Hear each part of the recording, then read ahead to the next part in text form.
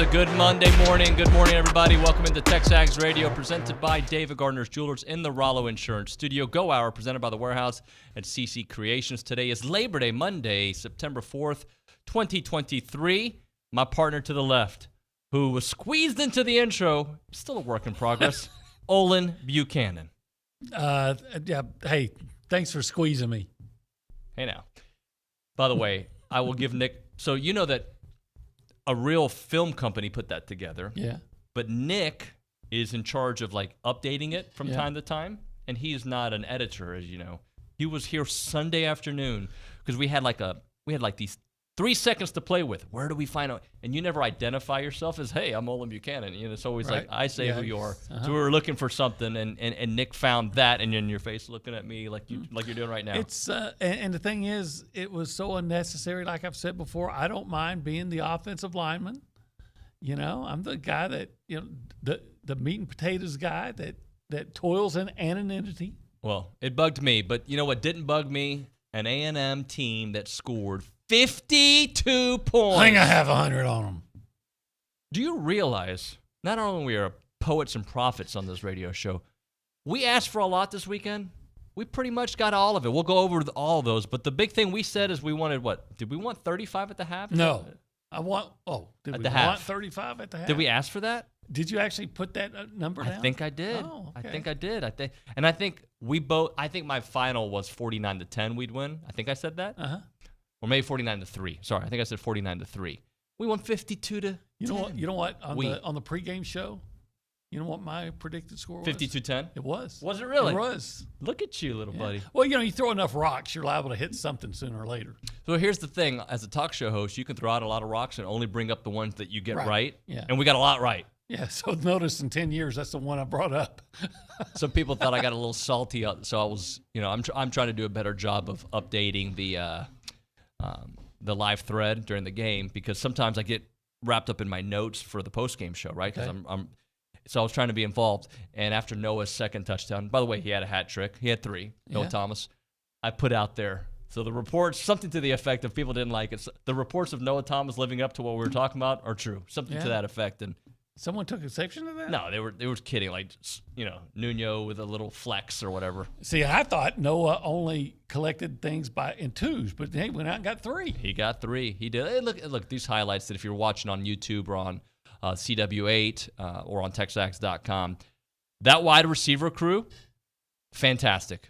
Fantastic. Like everything we had talked about, they absolutely did. Look at this beautiful touchdown from Noah. Just a little bit of a push off. Doesn't matter. It was perfect. Well, both players were kind of hand fighting, though, so I think you can get away with it a little bit more if both players are having some contact with each other. Just a really good feeling, because I was thinking to myself, A&M's won 2 straight games. I'm going to go date back to last year, right? Okay. 2 straight games. LSU's lost 3 of 4. How does that feel? 3 of 4, and think about the embarrassed margin. Yeah. And remember, A&M was up by 17, wasn't it? 38-17. So that's 21. A&M was up by 21, and then Georgia, I think, was up by more than that. And before LSU scored last night, in the last couple of minutes, they were down 28. Florida State won on a 31-0 run. Florida State, to me, looked like the SEC team with how physical, big, and strong they were in that game. They surprised me. I didn't expect that. You know, I thought LSU would win because I always take the SEC team. Well, 90% of the time I take an SEC team in a non-conference game. But I would not going to be surprised if Florida State won. Mm-hmm. However, I'm shocked that Florida State just totally annihilated LSU in the second half, because LSU's leading 17-14 at half. Yeah. And then Florida State said, enough of this. We're going to the woodshed, and I'm going to spank you. Obi, I don't think you'll remember, but maybe you will. It's not going to be hard because I wrote down mine. 3 things we want to see on Friday. So on Mondays, we're going to revisit some of the things we wanted to see. And I wrote down my 3 things that I wanted to see. Number 1, tell me if we got this answer.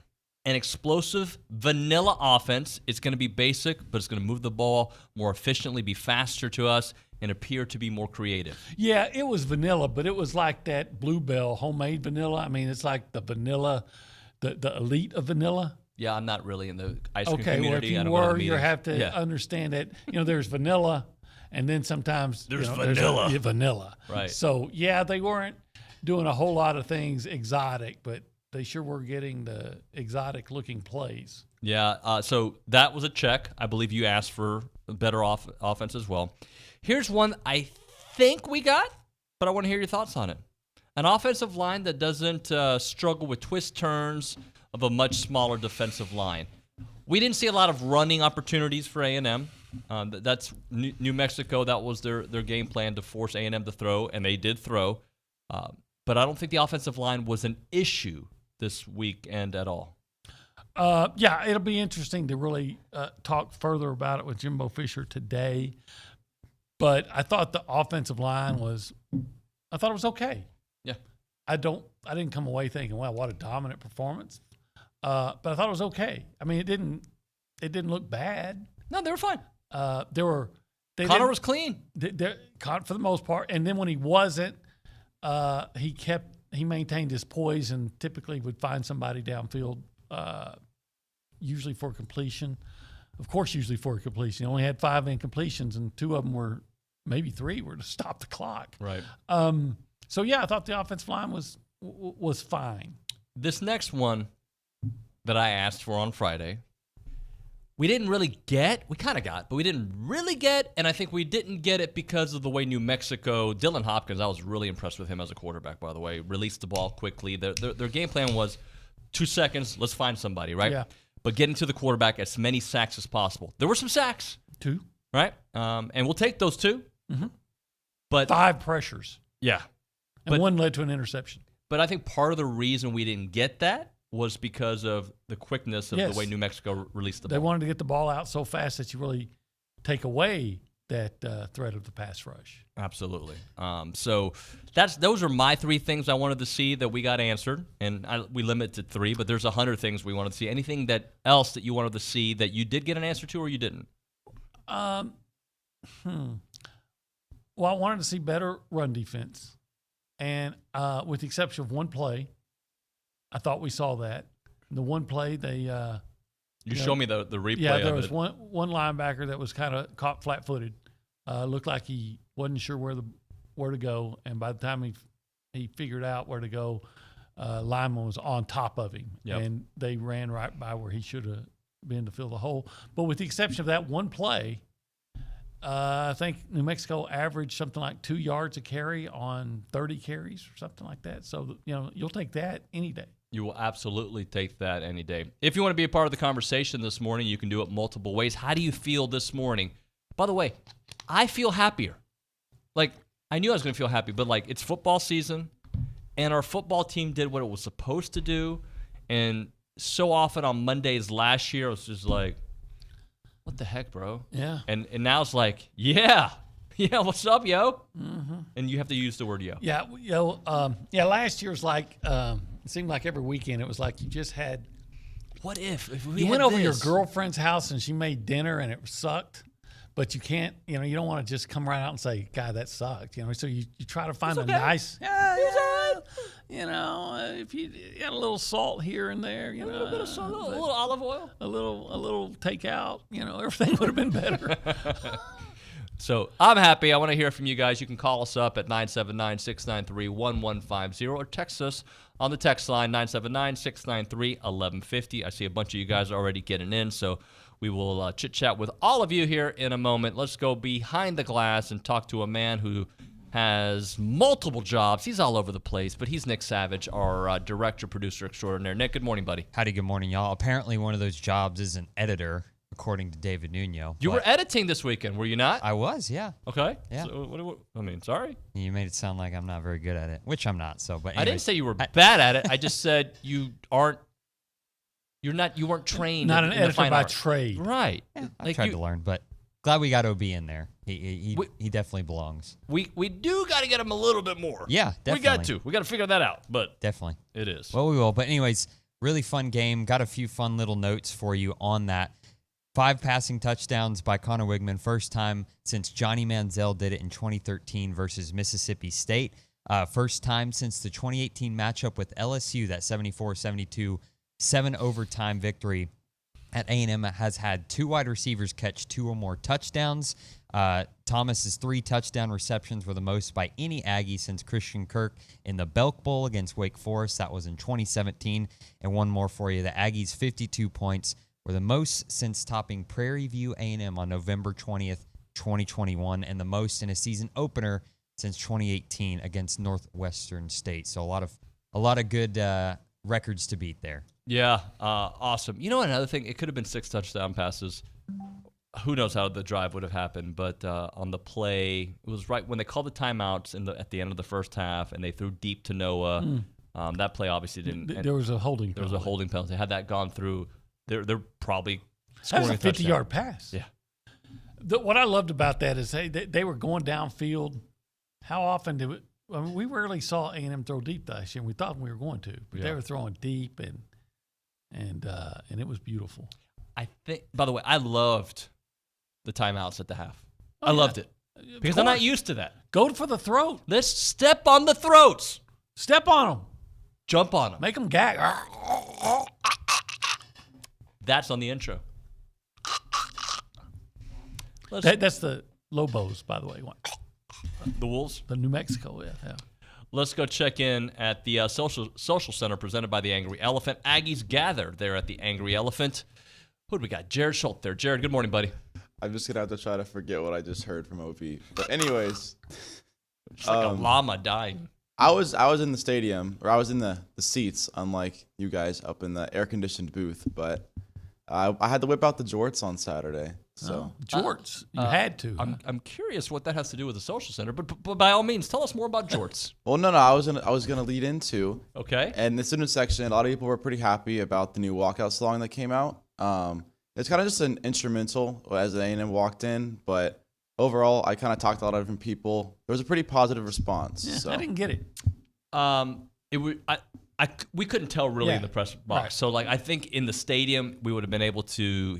I felt it was short, but it was cool. It wasn't recognizable. That was the only thing I had a problem with. Is nobody knew what it was, but maybe with time, people began to pick it up. Okay, this is the A&M song. It's probably going to be better when it's dark.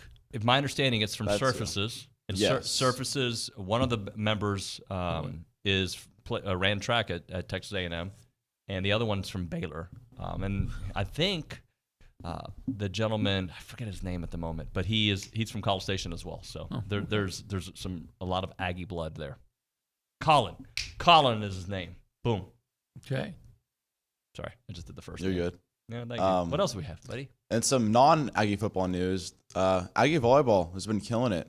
Started the year 5-0, so they've been killing it over there. Get those points to start 5-0. Yep. Killing it. And then Aggie soccer. Who did they kill? How about it was that? Bowling Green and Wright State, I believe. All right. They were both in Ohio. Yeah, Obi and I had a little debate about that the other day, but he was right. And then Aggie soccer, they lost 1-0 last night against TCU. A little bit of a rough start for the season for the Aggie soccer team, but hopefully they kick it back into stride. So. Yep. All right. Thank you very much, Jared. Let's go to the hotline. We've got Brad who wants to talk a little Wiggy football. Brad, welcome to TexAgs. Hey, good morning, guys. Good morning. Hey, Brad and Brenham, right? Yes, that's it. He knows all about that Bluebell homemade vanilla ice cream. That's right. You got it. Just wanted to kind of mention a couple things on the quarterback situation. I really thought Connor showed the poise of a junior to a first-game senior, especially right before the half, like when he said they got the holding penalty. A lot of guys would have probably run the clock out, but, Petrino likes to attack all the time. And for Connor to bring the team back, even after the penalty, set up to the field goal, even though the field goal got blocked, I thought that showed a lot of poise. And also, a lot of his passes were short to the receivers, but he put enough air in them to let the playmakers be able to make the plays. I don't know how many times sometimes you see the guys, it's hard to hit an Evan Stewart as fast as he is on a stride. But if you put enough air in it, throw it a little short, and let those guys make the plays. And Connor was able to let those guys make those plays. And that's all I had. And OB, I thought about you the other day, and I thought you'd be wearing your parrot head hat because Jimmy Buffett passed away. Yeah, I was. So, but fortunately, the Aggies you won. guys have a Otherwise, nice day. It would have been a Thank you, sad buddy. weekend Thank for you. me. Appreciate you, Brad. By the way, you can call the show 979-693-1150. Yeah, I thought about you as well, man. I thought about a lot of people. That's their guy. Yeah, one of my favorites probably my favorite of all time. And I hate that I'm never going to be able to see another concert, but When a you life well lived. You went not too long ago. Yeah, last time he was in the Woodlands about 2 years last ago? year, Yeah, maybe 2 years. yeah. We had a great time. We always came to go to see him when he was in the Woodlands, and I saw him in Dallas, and I saw him in Nashville. So a life well lived. We should all live a life like his, and it's going to be a great loss. When we It's gonna come be back, missed. sorry, Obi. When we come back, we'll get to some of those text messages there at the Angry Elephant News and Social Center on the text line. Plus, we'll get some other thoughts onto the game. I do want to talk about some of the quarterback stuff that we kind of did not get to there in that segment. And also, what are people overreacting to on a Monday? It's always an overreaction day. Some good, some bad. Apparently, Matt Moscona blew a gasket there in Baton Rouge. I need to go watch that. Chase is texting the line, so I want to see what's going on there in the BR. Right now, though, buddy, you know what would make this holiday weekend even more special? Rib tips. Oh, my gosh. Wouldn't that be great? Talk about the coup de grace. Look, I'm so happy that they feed us in the press box, but if every once in a while they said, hey, guys, special treat, rib tips. Oh, and Saturday. I mean, I you don't can know do why it they're on not Saturday. thinking that way. Brad Marquardt, are you listening? Like, let's get this done. Get this done, you know. I mean, but you don't have to just get rib tips. No, you can get all kinds of things. They got brisket. They got all kinds of sausage. They got all the barbecue favorites. Yeah, and then let's kind of go back, right? On a Friday. If you want to go and hey, my son just said hi. Oh, nice. They're doing it. Yeah, I haven't heard from my son. No, well, he's probably gonna be a little Imagine quiet. But if on a Friday, if you want, to go a little healthy, you can do the 4 C's. The 4 C's. You get you some catfish, some coleslaw, some corn, and some crunchy hush puppies. And then let's just flip it around to a Wednesday. A Wednesday, you can have chopped beef on a baked potato, right? Yeah, Isn't you that absolutely Wednesday? can. Yeah. They talk about feeding the studs, but they'll feed the duds, they'll feed your buds, and they'll feed them chopped beef on spuds. Yeah, that was well played, my friend. See, today it's not about being funny, and we're just giving you the facts because it's Fargos who have been around for 22 years at least. It's probably 23. 1701 South Texas Avenue in Bryan, without a doubt. The what? The best barbecue in the world. That's their trademark because it's true. It's Fargos. Go check it out.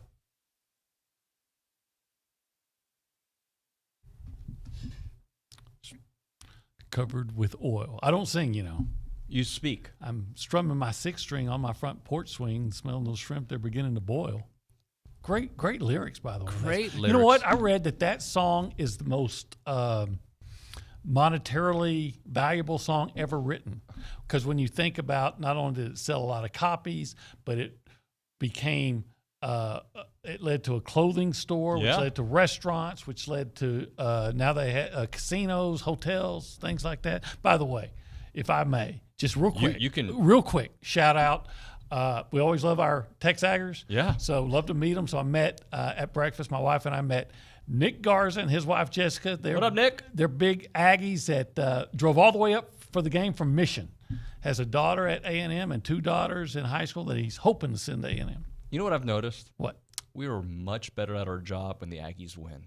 Or at least people treat us nicer. Have you noticed that? Oh, yeah. When I would cover a team that was winning, I'd hear, "Oh, you're a great writer." Dude, we love you. And when really? when the team lost, you suck as a writer. Yeah. I mean, they probably still think it. They just don't say it as often. But they would say, "Hey, you're a great writer." Yeah, because I'm writing about you winning. Yeah, it's so great. And there's a reason I said that because Tabe has some nice words on the YouTube page and John on there as well. So props. By the way, we're TexAgs Radio, presented by David Gardner's Jewelers, Rollo Insurance Studio, Go Hour, presented by The Warehouse at CC Creations. Maroon never looks so good with Maroon You. If I may for a moment. You may, since you are in charge here. So, you're the captain of this ship. Annalise, my middle daughter, had 2 games in Denver. She split those games. The only reason I bring that up is Isla's in a championship game as we speak. and my youngest daughter in Austin, and she just scored. So Whoa. props to my daughter. So Go! she's pretty good. Let's get into a couple things. In fact, let's go first to Jared Schultz there at the News and Social Center. Jared, I know you got a couple text messages. People been wanting to chit-chat about what they saw here this weekend. Let's go to it. Yeah, I could not agree more with Matt in San Antonio. It says, what a game to start off the season. It's everything we could have hoped for and more. Basically saying that he had to see something with his own eyes when it comes to Petrino and that he got it. So. Yep. And by the way, that is the Angry Elephant News and Social Center. What else do we have? I really liked a meme sent by a 305 number. It's kind of, the Spider-Man meme JP. where they're both looking at each other. Yep. It was Noah Thomas and Mike Evans, and they're both No. Okay. already doing some comparisons there. That's a.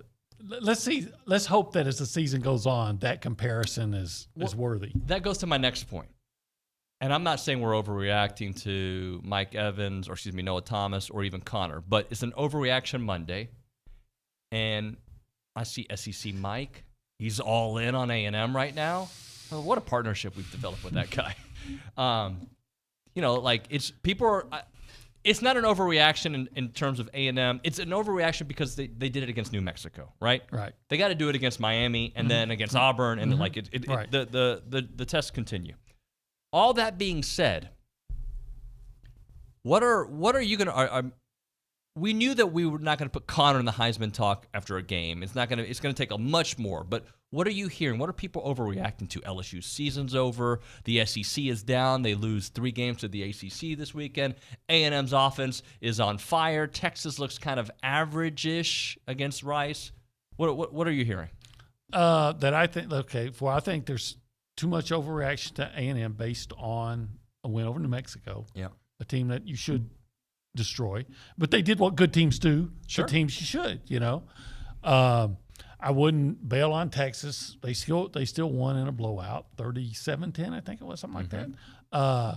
But A&M looked better than they did, quite frankly. I would be really interested to see where Colorado's going to go from here. Look, can I say something about that? Yeah. I tweeted this, but I probably didn't speak it the way I wanted to because it's 140 characters, whatever you're allowed to do. I was rooting for them in the middle of that game, which is weird because I don't like what Deion's about. I don't like what he's done. But there was something about the storyline, something about his love for his kids that in the post-game interview that really, look, everybody loves their kids. Well, I hope they do. But there was something likable about them in that particular game. Even though, for the most part, I think that's college football, right? Like college football, in any sport you watch, you want a winner and a loser, typically, or you want a really exciting game. Like, I don't really care who wins. My kids will ask, who do you want to win, Dad? I don't know. I just want to see a good game. But then we take this rooting interest based on storylines. And I went into that saying, I kind of want to see TCU destroy Colorado. But as I'm watching the game, I'm enjoying seeing what they can do. Now, that's not to say I'm going to root for them every week, by no stretch, because I've heard too many things about Deion when he was coaching at the youth level, and I don't know how much of it's true. I don't know the dude. Like, it's hard to have an opinion. But in that moment, I kind of liked it. I was like, this is cool.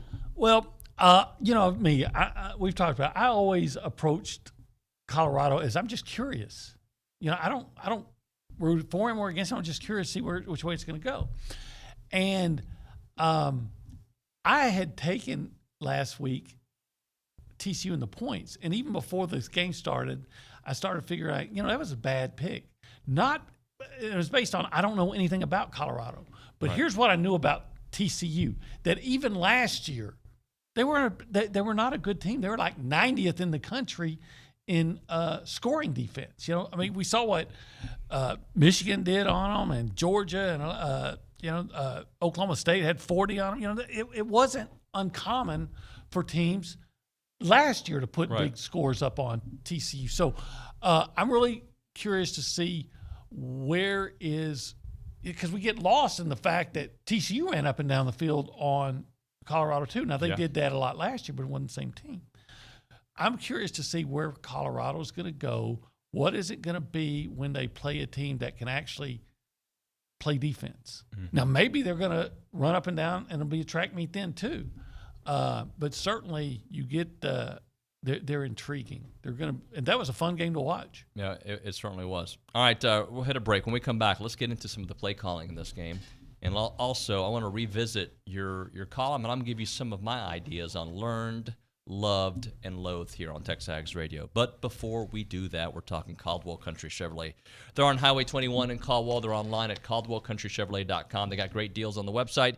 They got great people at the dealership, and they've got great just overall customer service. The best, right? Like when you go to a Caldwell Country Chevrolet, the Caldwell Country Chevrolet, you're going to be blown away by the experience. And you can start that experience online because that's where they put all of their great deals in their vehicles, right? So you can fall in love with a certain vehicle right there, and then you can go visit it, right? And you can make that drive out to Caldwell. You'll take a look at it. The customer service is going to be incredible. And we're talking about before, during, and after the entire process, right? They have complimentary pickup for their service customers. But while you're there, why don't you get yourself a great trade-in value on your vehicle? Get a great price on your new vehicle. Test drive it, enjoy it, and be all about it. It is Caldwell Country, about a 15-minute drive, Brian and Caldwell. Short conversation away, but you're going to see the difference when you step on the lot and do business with our good friends there at Caldwell Country Chevrolet. Highway 21 in Caldwell, online, caldwellcountrychevrolet.com. Great.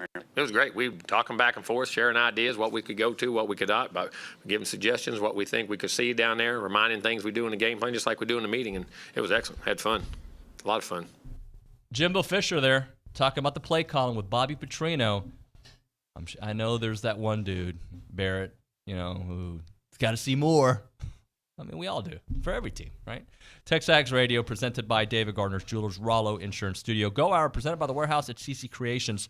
One of the cool things about doing a show on a holiday, not that I enjoy working on a holiday, but I enjoy working today. I mean, there's a lot to be excited about, is that I think we get newish listeners. Rob is listening on the YouTube page. He says he usually doesn't get to listen to the live show because he's working. Tries to catch the rewind and sometimes the podcast, but he's there. So if you are new, or if you're old and you just haven't liked, comment, subscribe, do it all because it helps our numbers. We have really been growing our YouTube page, and we'd really appreciate you to tell your wife, your cousin, your husband, whomever, right? Like, follow us, and that way you get the alerts when we do things on the YouTube page. We do have some stuff specific for YouTube, and of course, all of our subscribers get the most premium content at TexAgs.com. All right, OB, a couple things I want to get into.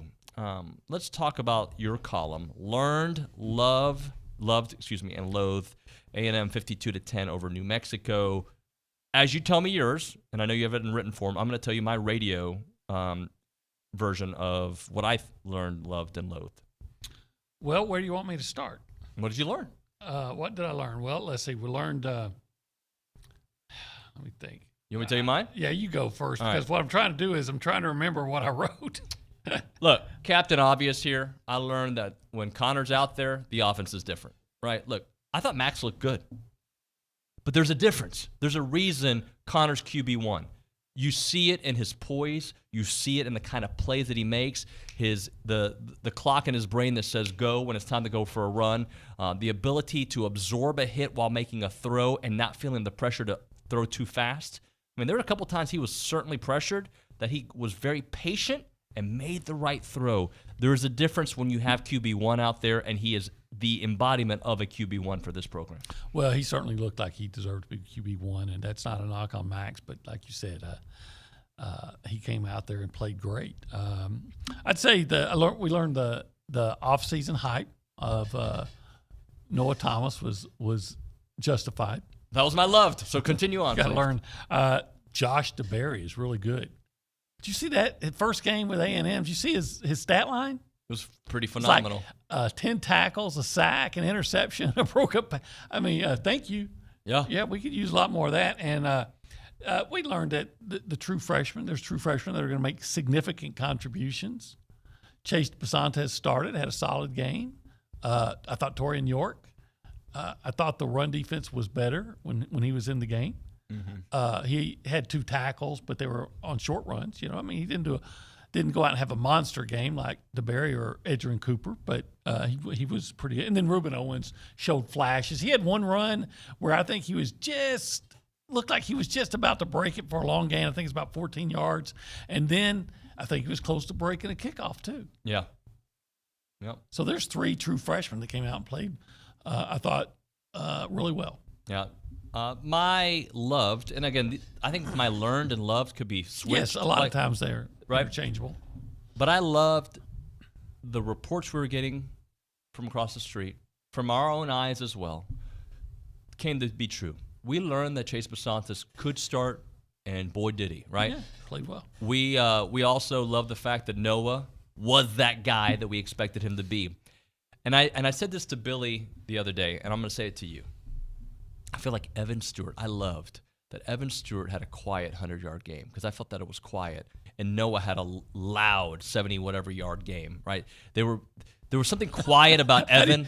How do you get quiet with 2 touchdowns? Right. But you have You 2 know what I touchdowns mean? and 100-something yards, but you're almost upstaged. Yeah, that's what I mean. Yeah. And he wasn't, but he almost because. And you think about the game that Anias had. Yeah. And he's a footnote. And Moose goes out there and has a nice touchdown. He's a footnote. And that's a good thing. That just goes to show that receiving core played as well as we expect them to play. Sure. Yeah. I love I love the Bobby Petrino influence on the offense. The first 5 times they get the ball, they score touchdowns. They have 3, count them, 3 third downs in those 5 drives. Yep. One, okay, they didn't convert it, so they went for it on 4th down and got it. One, they needed 9 yards, and Connor completes a ball on the sideline to Ja'Day Walker. Yep. All day Walker. All day. I like that. And then Who almost had a big touchdown as well. and then I think they scored a touchdown. Yes, he did. And then I think they scored a touchdown on the other 3rd down. So, and then when they finally didn't score on a possession, and we talked about it earlier, it was right after they took the ball over with a minute to go, and they moved the ball into field goal range. It was a bad snap. No, it was. I'll show you later. It was the snap wasn't great, but it was fine. It was somebody kind of blew a blocking assignment. Okay, all right. On the right side. We'll watch that. Yeah. Yeah. You know what I really loved as well? Didn't see many confusion on the sidelines. People were coming in and out. I know we had that one little mix-up there. Was it the start of the second half? But overall, I didn't get to watch the television broadcast. I need to watch the replay. I didn't get to watch the television broadcast. But from the times I'd see on the monitor, Jimbo seemed relaxed. There were no forced timeouts because of bad situations, really. It just seemed like it was working. The dress rehearsal, they seemed to be on point. I agree. It did seem, now you can say, okay, but it was only New Mexico. And my retort to that was, it was only Sam Houston, and it was only Appalachian State, and it was only UMass. By the way, let me bring that up because Billy actually brought this. It was a very good point. I know we didn't love the running game, right? We didn't get to see that much of it. We didn't love it. But this team has done that before. He brought up Sam Houston last year where A-Chain only had 51 yards, right? Well, in the first 3 or 4 games. Not until Arkansas did he look like the A-Chain we knew he would be. So, we don't need – by the way, there's nothing to panic about. It was fine. It was good.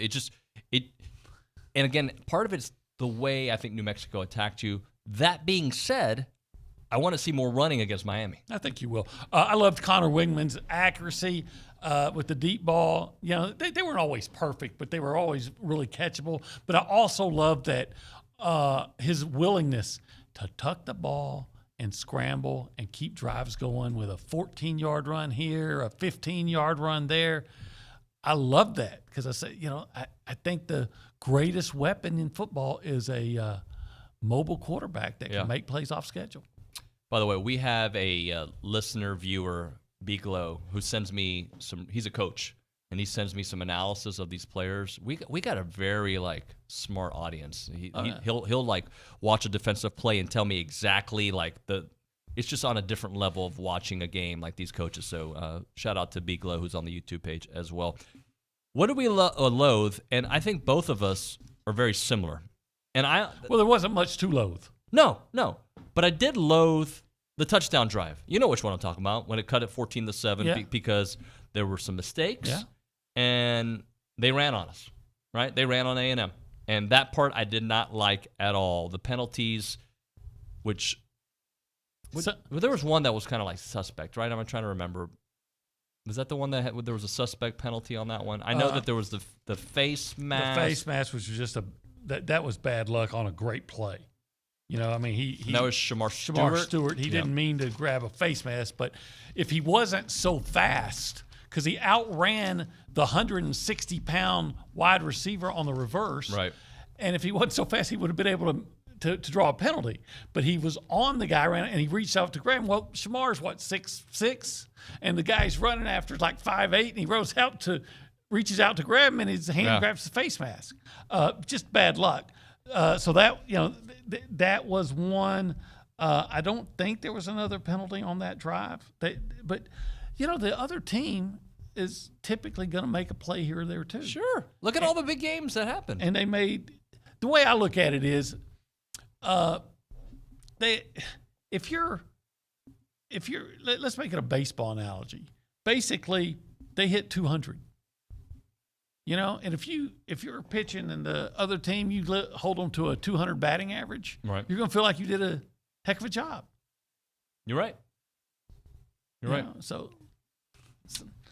But yeah, they completed one pass that went for 22 yards, and then another one for 11, one for 9, and then they had the 27-yard run where we talked about how the linebacker hesitated. He hesitated, and then it allowed the block to come, and it opened up. And the guy went right by where he should have been. Okay, all right. There was so you weren't perfect. Right. The rest of the time, I don't know what. I'd have to go back and look, see what the longest run they've had beyond after that. I know there's 1 for 7, but not many. If you want to be a part of the conversation this morning, I know you can text the show. You can call us. We've got an open segment coming up, 979-693-1150, 979-693-1150. Tomorrow, we're going to have a Miami insider, Alex Dono, who does a really good show there in Miami. And we're going to get his thoughts because I didn't get to watch the Miami game. My plan is to watch it this week. But that offense was clicking. And again, how much can you read into the opponent? Miami, Ohio versus Miami. Miami should take care of business, but the offense was clicking. Shannon Dawson came from the University of Houston as he's their new offensive coordinator. He brings an explosive attack. It'll be interesting to see if that suits Tyler Van Dyke better than what we've seen in what we saw last year. It was 16-3 going at halftime, and that's after Miami kicked a field goal in the last play of the half. Right. Yep. But hey, 4-quarter game. It's a 4-quarter game. They did. And they scored what? 37, 31. Do you think there'll be a lot of fans there at Hard Rock Stadium? I don't know. I think there will be a lot of fans for a Miami game. From Miami. I think there for a Miami game. I think this game will set up if fans come or not. I mean, there will be a lot of fans there because it's a non-conference game. A&M travels great. It's early in the season. Yeah. There's still some excitement. But you're like, you were 5-7 last year. SEC team coming in. It's time to get some revenge. But I think a good crowd, a good local crowd for Miami, 40,000? 40 to 50,000. Yeah. Yeah. It won't be intimidating. No. Why would you ever? You every year or every other year, you're playing at Alabama and LSU and Auburn, Mississippi State with those godforsaken cowbells. I will say this: last year, when I thought there were a lot of Cane fans here at the game, I was very impressed with how many Miami fans showed up for that game. I think that since A&M has gotten into the SEC, more people see them and they say, "I want to go." I hear about College Station. I hear about Kyle. I want to experience it. I think there are a lot of Miami T-shirt fans that are my age. And what I mean by that is there was a time where they were the team they were outside of Miami. 80s and early 90s. It's like North Carolina basketball for a lot of people. Even the 2000s when they got jacked over for a national championship against who was it? Ohio State. Harry Porter throws the Big 12 official throws the flag like seems like a minute after the play was over to keep the game going. That is right. All right, let's hit a break. We'll get to your thoughts on the hotline, 979-693-1150 on the text. Let's talk about tailgate opportunities there at Aggie Park. First game of the season was a huge success and win, and the next home game is almost here. If you're still looking for a great spot to tailgate this season before each game, you know where to do it. The Association of Former Students is excited to announce an incredible partnership with Revel XP to make available additional tailgating space in Aggie Park for the 2023 football season. The Aggie Spirit Lawn offers more than 60,000 square feet for tailgating packages starting for a few $100s. For pre-set up space with covering and chairs, catering, and other options are also available to add. And you are welcome to bring your own food and drinks to the tailgate as well. The lawn is situated in Aggie Park, steps away from Kyle Field, with the Clayton W. Williams Jr. Alumni Center and more family creamery. Not only close to all the action, but the park also provides amenities for all of you to enjoy, like walking paths, restrooms, Wi-Fi's, and much, much more. If you're interested in learning more about the tailgating opportunities or ready to book a spot, visit tx.ag/Aggie Spirit Lawn. And we're back. TexAgs Radio, presented by David Gardner's Jewelers, 911 University Drive East in College Station. Shop online at davidgardnersjewelers.com. We're here in the Rollo Insurance Studio. Sounds like if you need an emergency gift, look at that. head over to 911 and get that emergency gift. Get the hookup. By the way, anniversary time for wifey and I. Really? Mr. Gardner? How many years? It'll be 20, married, together like 30. Wow. Yeah, a long time. It's the Go Hour presented by the Warehouse at CC Creations. Let's go to the Angry Elephant News and Social Center. Jared, I know we got some people who want to talk. Yeah, Bose is from Katie has a question. She says, do you think that the game plan was to use just Thomas and Evan to show that we have a deep roster on wide receiver and then Miami or put in Sub-Zero and Moose and get them to get loose? I don't think it's that. I think it was just vanilla. What's the defense giving us? Yeah, Let's take advantage of it. Take it and look who looks like they're open. Yeah. And look for the best matchup at the line of scrimmage and exploit it. And they did. They did it very well. What do you think about the way Florida State has, and this could go for A&M too, and all these teams, like in Colorado, the transfer portal, how I'm so against it, but man, it is such a gift that you can pick up. I mean, Keon Coleman looked like a ridiculous beast. But we knew he was a really good player. Here's the thing about if I was a real gambler, I would never gamble in the first week of the college football season because you really don't know what teams have. And I could look at, for all we know, New Mexico might be pretty good this year because they're a completely different team. I mean, let's find out. They may be the same team, but a team like Florida State, which is pretty good, they added Verse last year, their best pass rusher from like Albany. Yep. And then this year they pick up Keon Coleman. Well, and many other guys too. So, I mean, they've got like 4 transfers that were really good players on their previous team that, make you better. So you can get better so much faster now than you ever could before. And everybody knows that, but you just see it proven week after week. You could fill some holes that really need to be filled. Right away. And look at it. A&M needed help. Josh DeBerry is there, right? Like, man, he had a nice game at corner. Oh, he did. He really had a nice game. Yeah, I don't really love when my cornerback leads the team in tackles. I'm not, but the way that game was played. The way that game, yeah. Yeah. I know one time I called him, that kid from Boston College. I don't think I'll ever forget his name again. No. Have you reached back out? Yeah. Well, not since then. Let's go back to Jared there at the Angry Elephant Youth and Social Center. What else? What else you got, Jared? But from Richard and Leander, he said, I loved Connor's decision to run and run quickly. Not after it was too late. Now that it's on film and teams have to account for it. Well, here's the thing. I remember sitting in the press box with OB exactly a year ago Saturday, and there were a couple opportunities that Haynes didn't run. And you're like, dude, if you don't run now, when are you going to run? When are you going to run? You're supposed to be this real fast guy that can do things with your legs. If it's there, take it. And that's what Connor did. He took it. Who's the one who tweeted, like, oh, look at Haynes without Jimbo. He looks like a different quarterback. Somebody did that. Stop. Yeah, one guy, I saw that, and then he was all excited because he threw a 1-yard screen pass that Chase Lane turned into a big look, I'm hoping – we all hope for the best for Haynes. But you know what? When they were trying to win the game, there was that turnover.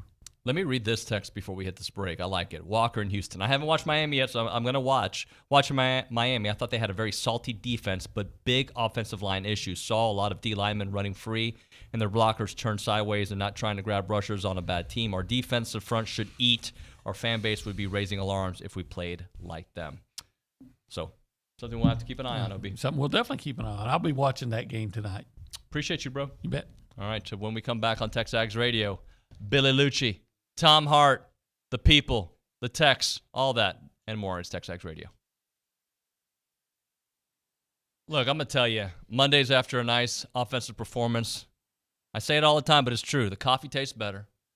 There's no traffic. It's Labor Day. That's part of the reason, right? But everything about this morning has been great, especially our next guest here on TexAgs Radio, presented by David Gardner's Jewelers, the best hat game in the country. Tom Hart, SEC Network, ESPN. What's up, buddy? What's shaking? Yeah, and I guess if you score a touchdown on each of your first 5 possessions, that'll put you in a good mood right off the bat, week 1, huh? Well, Tom, 2 things can be true, right? Like, yeah, I know it's just New Mexico, but the dress rehearsal looked pretty darn good, man. You have to have a good dress rehearsal if you want to pull it off. I mean, you need a game like that to go into Miami. I didn't watch the whole thing, so I can't speak to every snap. But yeah, I mean, where would you rather be, and who would you rather be waking up this morning?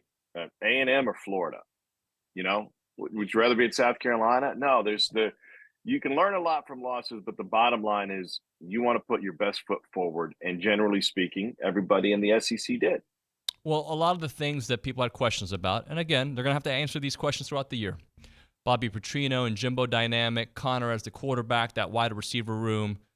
First glance, all of those things were exactly what people were reporting, at least internally, about A&M's offense. And how about the running backs?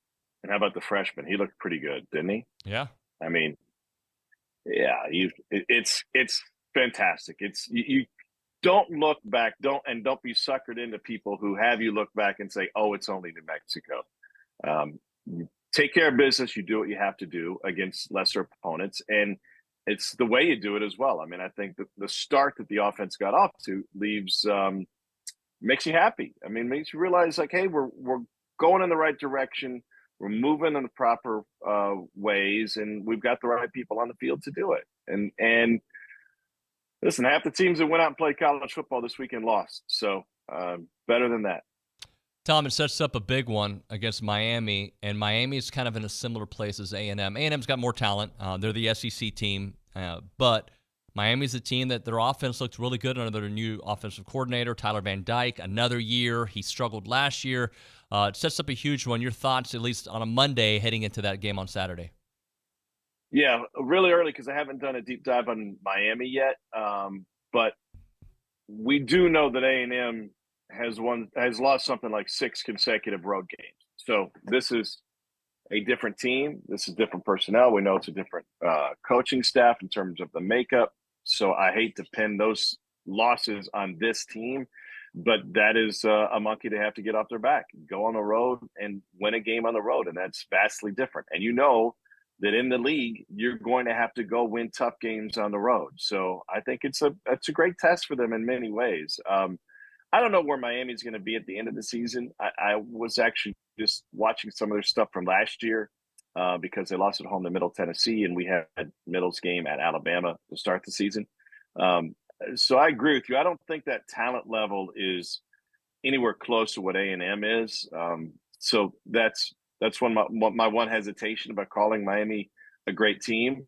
But the fact that, you got to go to their place makes it more difficult for sure. Well, I think you said something there that kind of made me think about me. I'm watching this game on Saturday, and there's parts of me that keep thinking of, oh, well, here we go. But this is a new team. Like, everything about it felt new. Yeah. The faces were the same, but it's like buying the new Lexus, right? There's just something new about it that, like, it's not the same thing, guys. Like, it's, at least offensively, it's completely different. I mean, listen, you're shooting for a new Lexus. I'll take a new Ford. Like, whatever. That's fine. Give me new. But there was a great philosopher who once said, no man steps in the same river twice, right? It always changes. Life always changes. Every day you wake up is different from yesterday. Even if it's the same people, there's something new about that. And there's an alteration that has occurred somewhere. And this is a program that needed to put last year in the rearview mirror. So, yeah, even if the names on the back of the jerseys were the same in some spots or many spots, it's about getting off to a great start and having positive reinforcement and a great attitude about the season.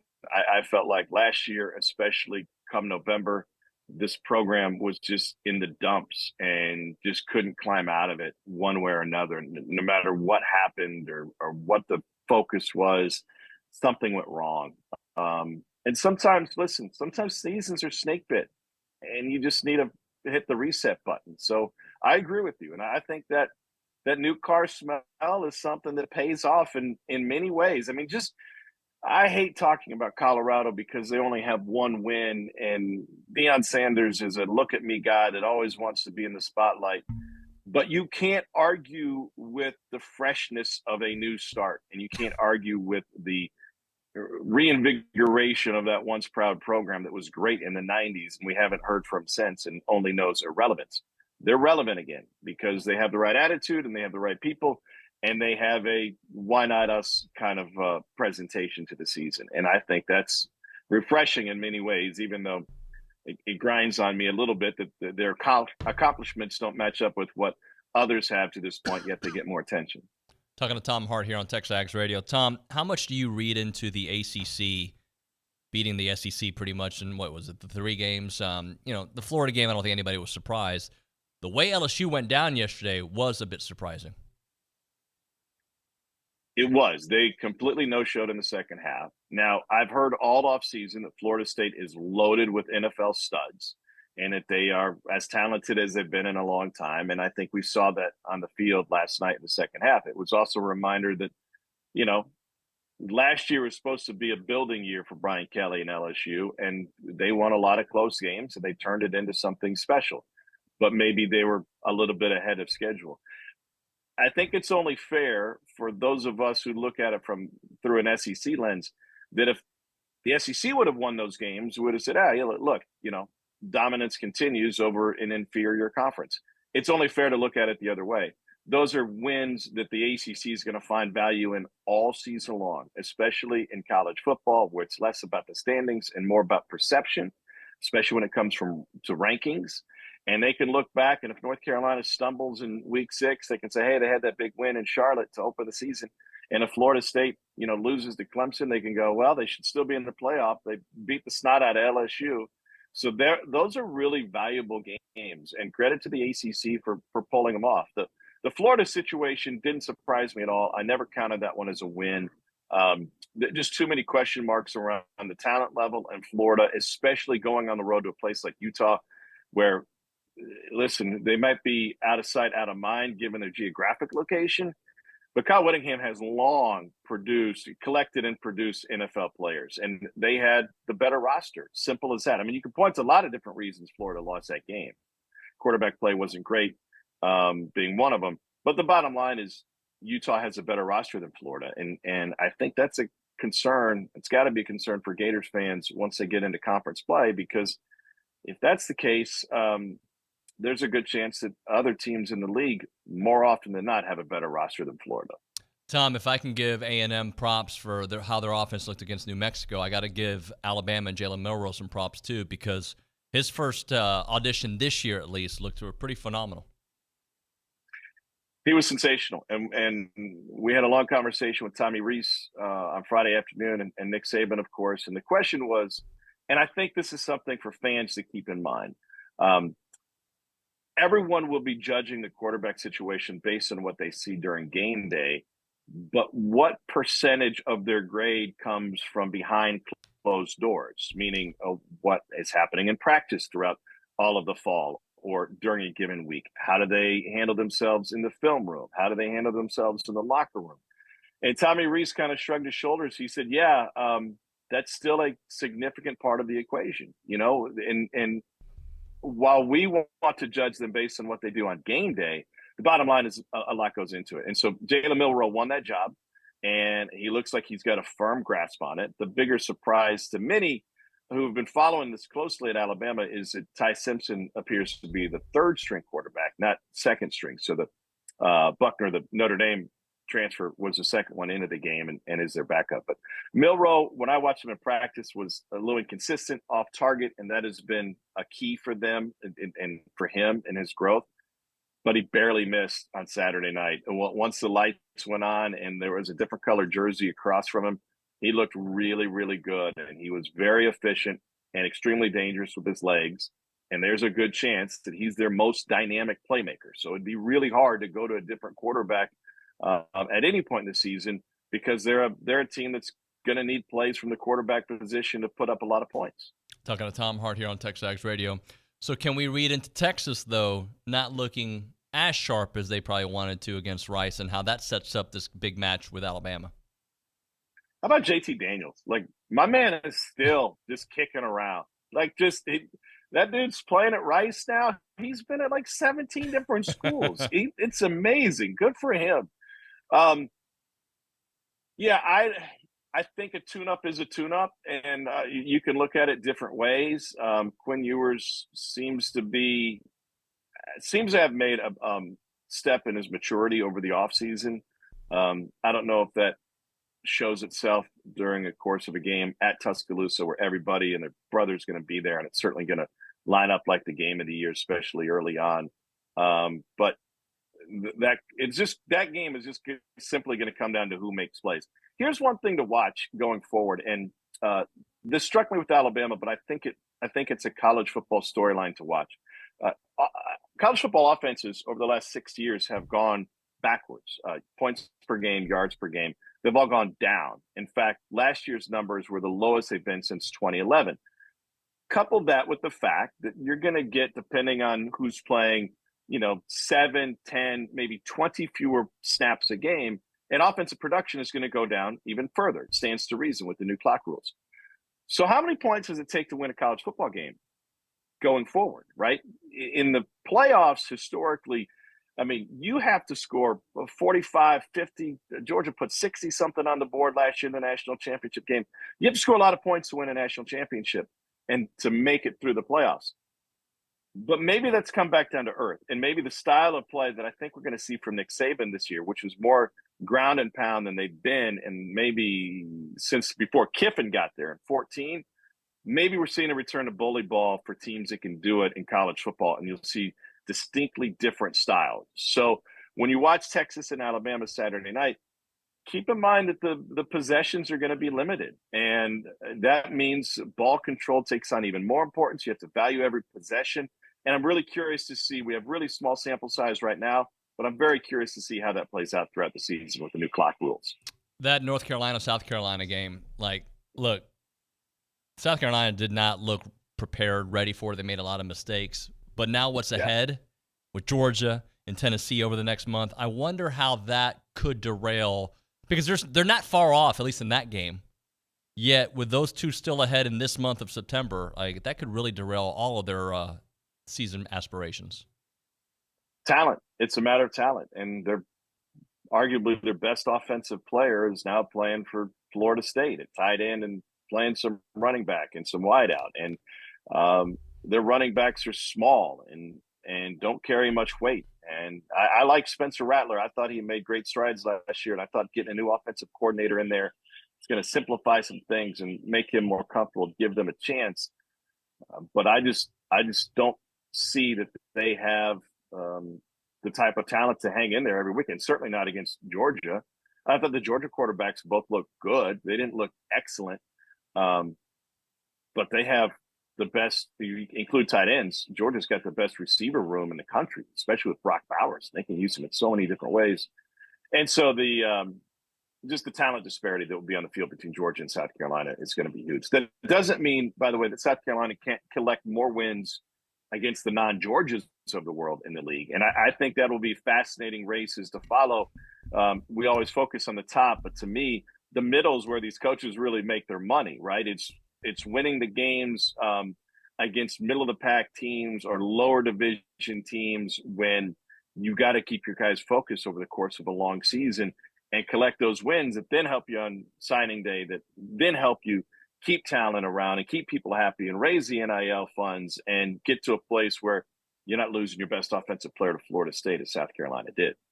Hey, let's end with Big 12 talk. You mentioned Prime in Colorado, but that game against TCU was must-watch television. You had Baylor losing. It was not a great weekend there for some of the Big 12 top teams.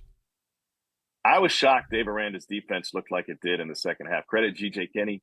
I mean, that's a big win for those guys. But I've always been a Dave Aranda fan, and I thought, and he is, shown it at times that Baylor was building something special. So I was really surprised that they looked as they did late in the game. That was a big surprise to me. By the way, our boy Gus Johnson already has Colorado in the Big 12. So throughout the game, that was his talking point. And to my knowledge, they still have a chance to win the Pac-12, which is fascinating. But I think that the Big 12's going to be a good league, and they're going to have a lot of great momentum going into next season when all of this gets restructured. The one team, by the way, that's moving that I think needs all eyes on them is Washington. Once again, one of my preseason teams to make it in the college football playoff. Michael Penix Jr. is sensational. Yeah, he is. Their offense didn't look like it skipped a beat. They got a nice win. So those Pac-12 teams that are on their way out the door have a chance to make some noise before they leave. Tom, we appreciate it, man. We'll talk to you next week.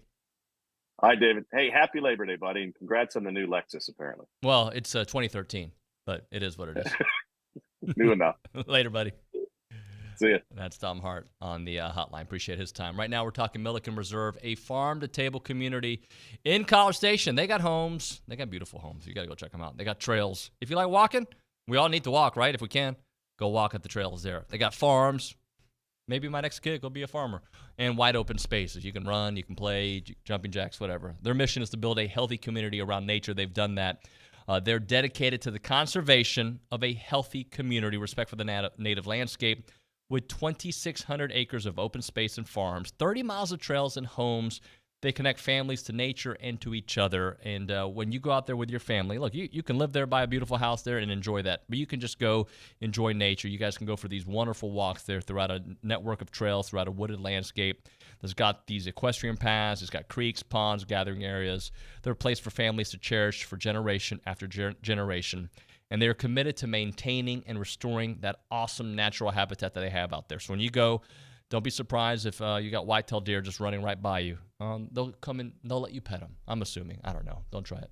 Songbirds, rabbits, and turtles out there. And homeowners there at Milliken Reserve sharing a legacy of conservation, which means generation after generation, you come back to that home, same pristine countryside place. The website to get there is millikenreserve.com. Again, that website, millikenreserve.com. Go check them out. Very poised, very experienced, handling blitzes, drifting, a lot of little things you don't see, like drifting away from plays to create an extra step when they have an unblocked guy. In other words, with an extra blitzer coming and buying time and doing those things. I thought our receivers did a really nice job. I kept saying all night, I think Noah had 3 touchdowns. I think Evan had 2 and 100 yards. But I really liked the way Anias played too. Anias, there's a lot of things that don't go in the stat sheet. But there's a lot of hidden things he did for us on that football team, and blocks and calls and checks and routes and the way. And he got his catches too, some. But even I thought he was excellent on the night, and it was all those guys did a really nice job. But I thought 15 was really, really good on the night. 15, and who's 15, Jared? Connor Wegman. Thank you very much. TexAgs Radio presented by David Gardner's Jewelers, Rollo Insurance Studio. Billy's here. He'll be joining us here in a moment. Got this text that I'm going to read first before we go back to the Angry Elephant Using Social Center.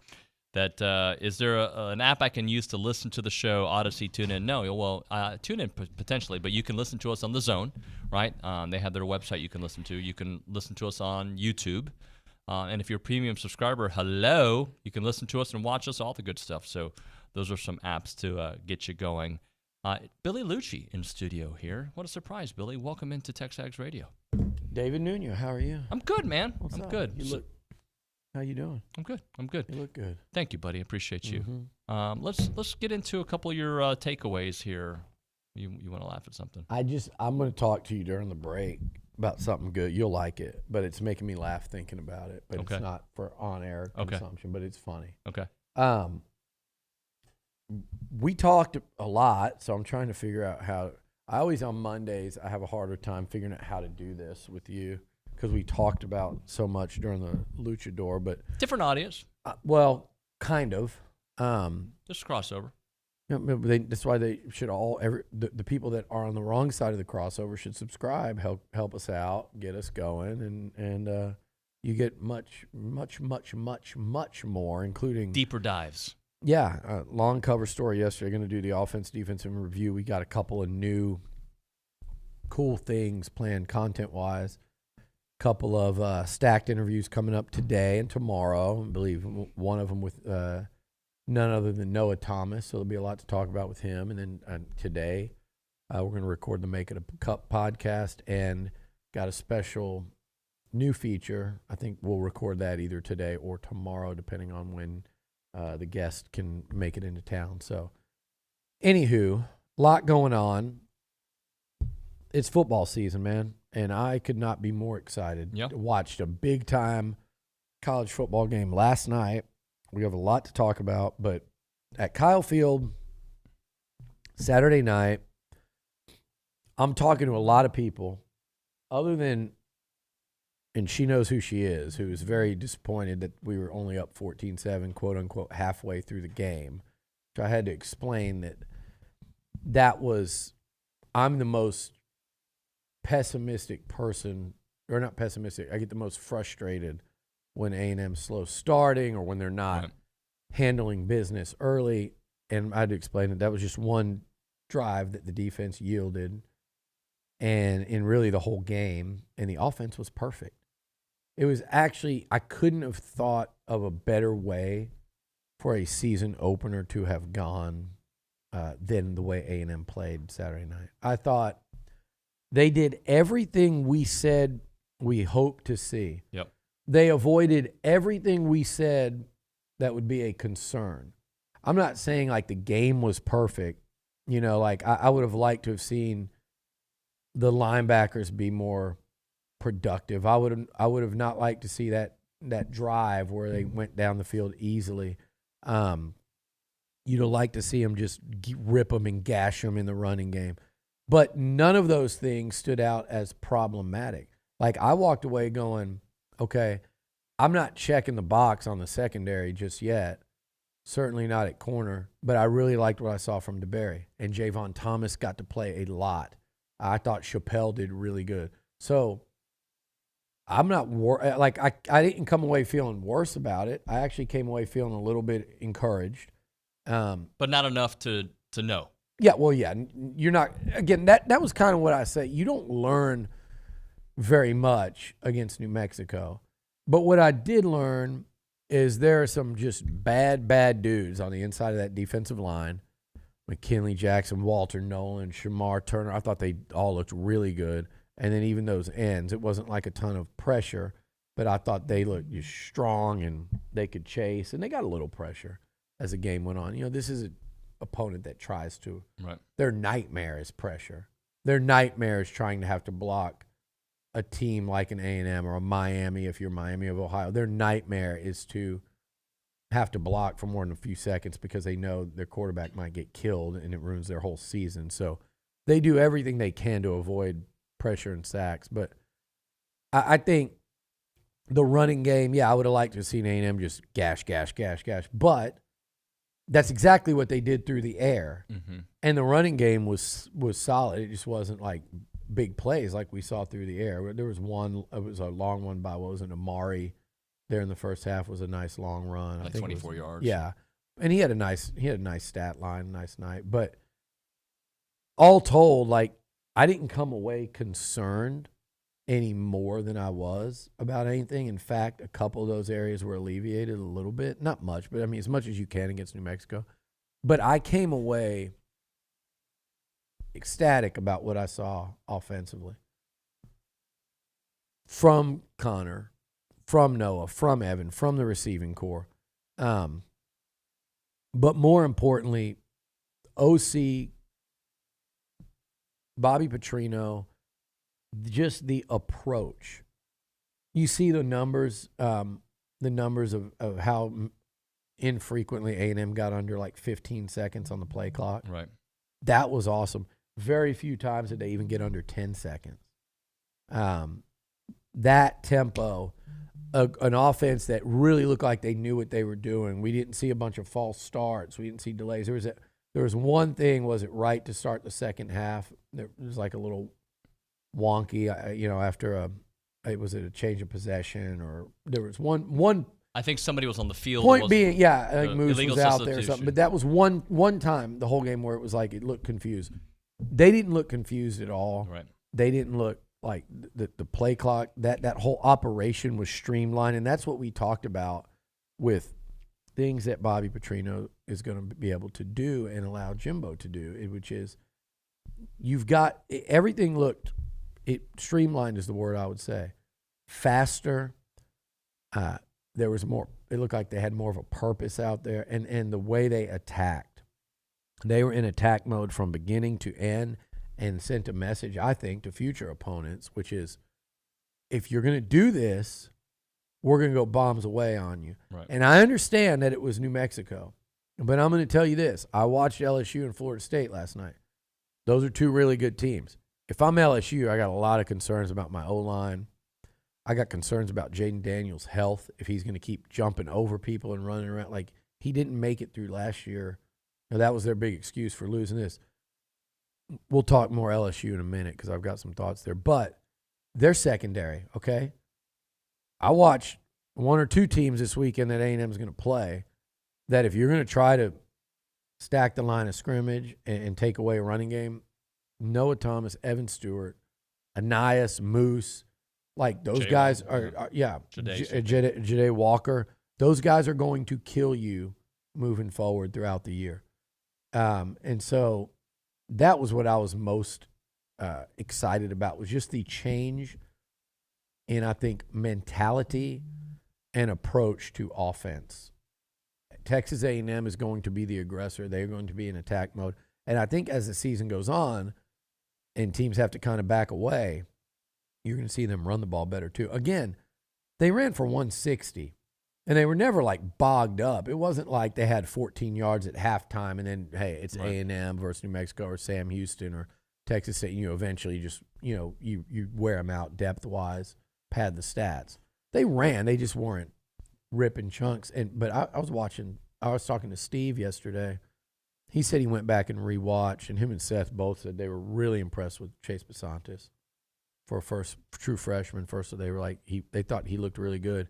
But Steve said something that was interesting. He said on a rewatch, he said it really looked to him like the offensive linemen were blocking, and a lot of what was happening was the extra guys were making tackles. That was what, on a lot of those plays, it was the unblocked, unaccounted for guy that would make a tackle, which, again, that's going to happen as long as they're not making them behind the line and as long as you're gaining yards, which they were doing the whole game. But because of that, what New Mexico gave up was Noah Thomas, 3 touchdowns, Evan Stewart, 2 touchdowns.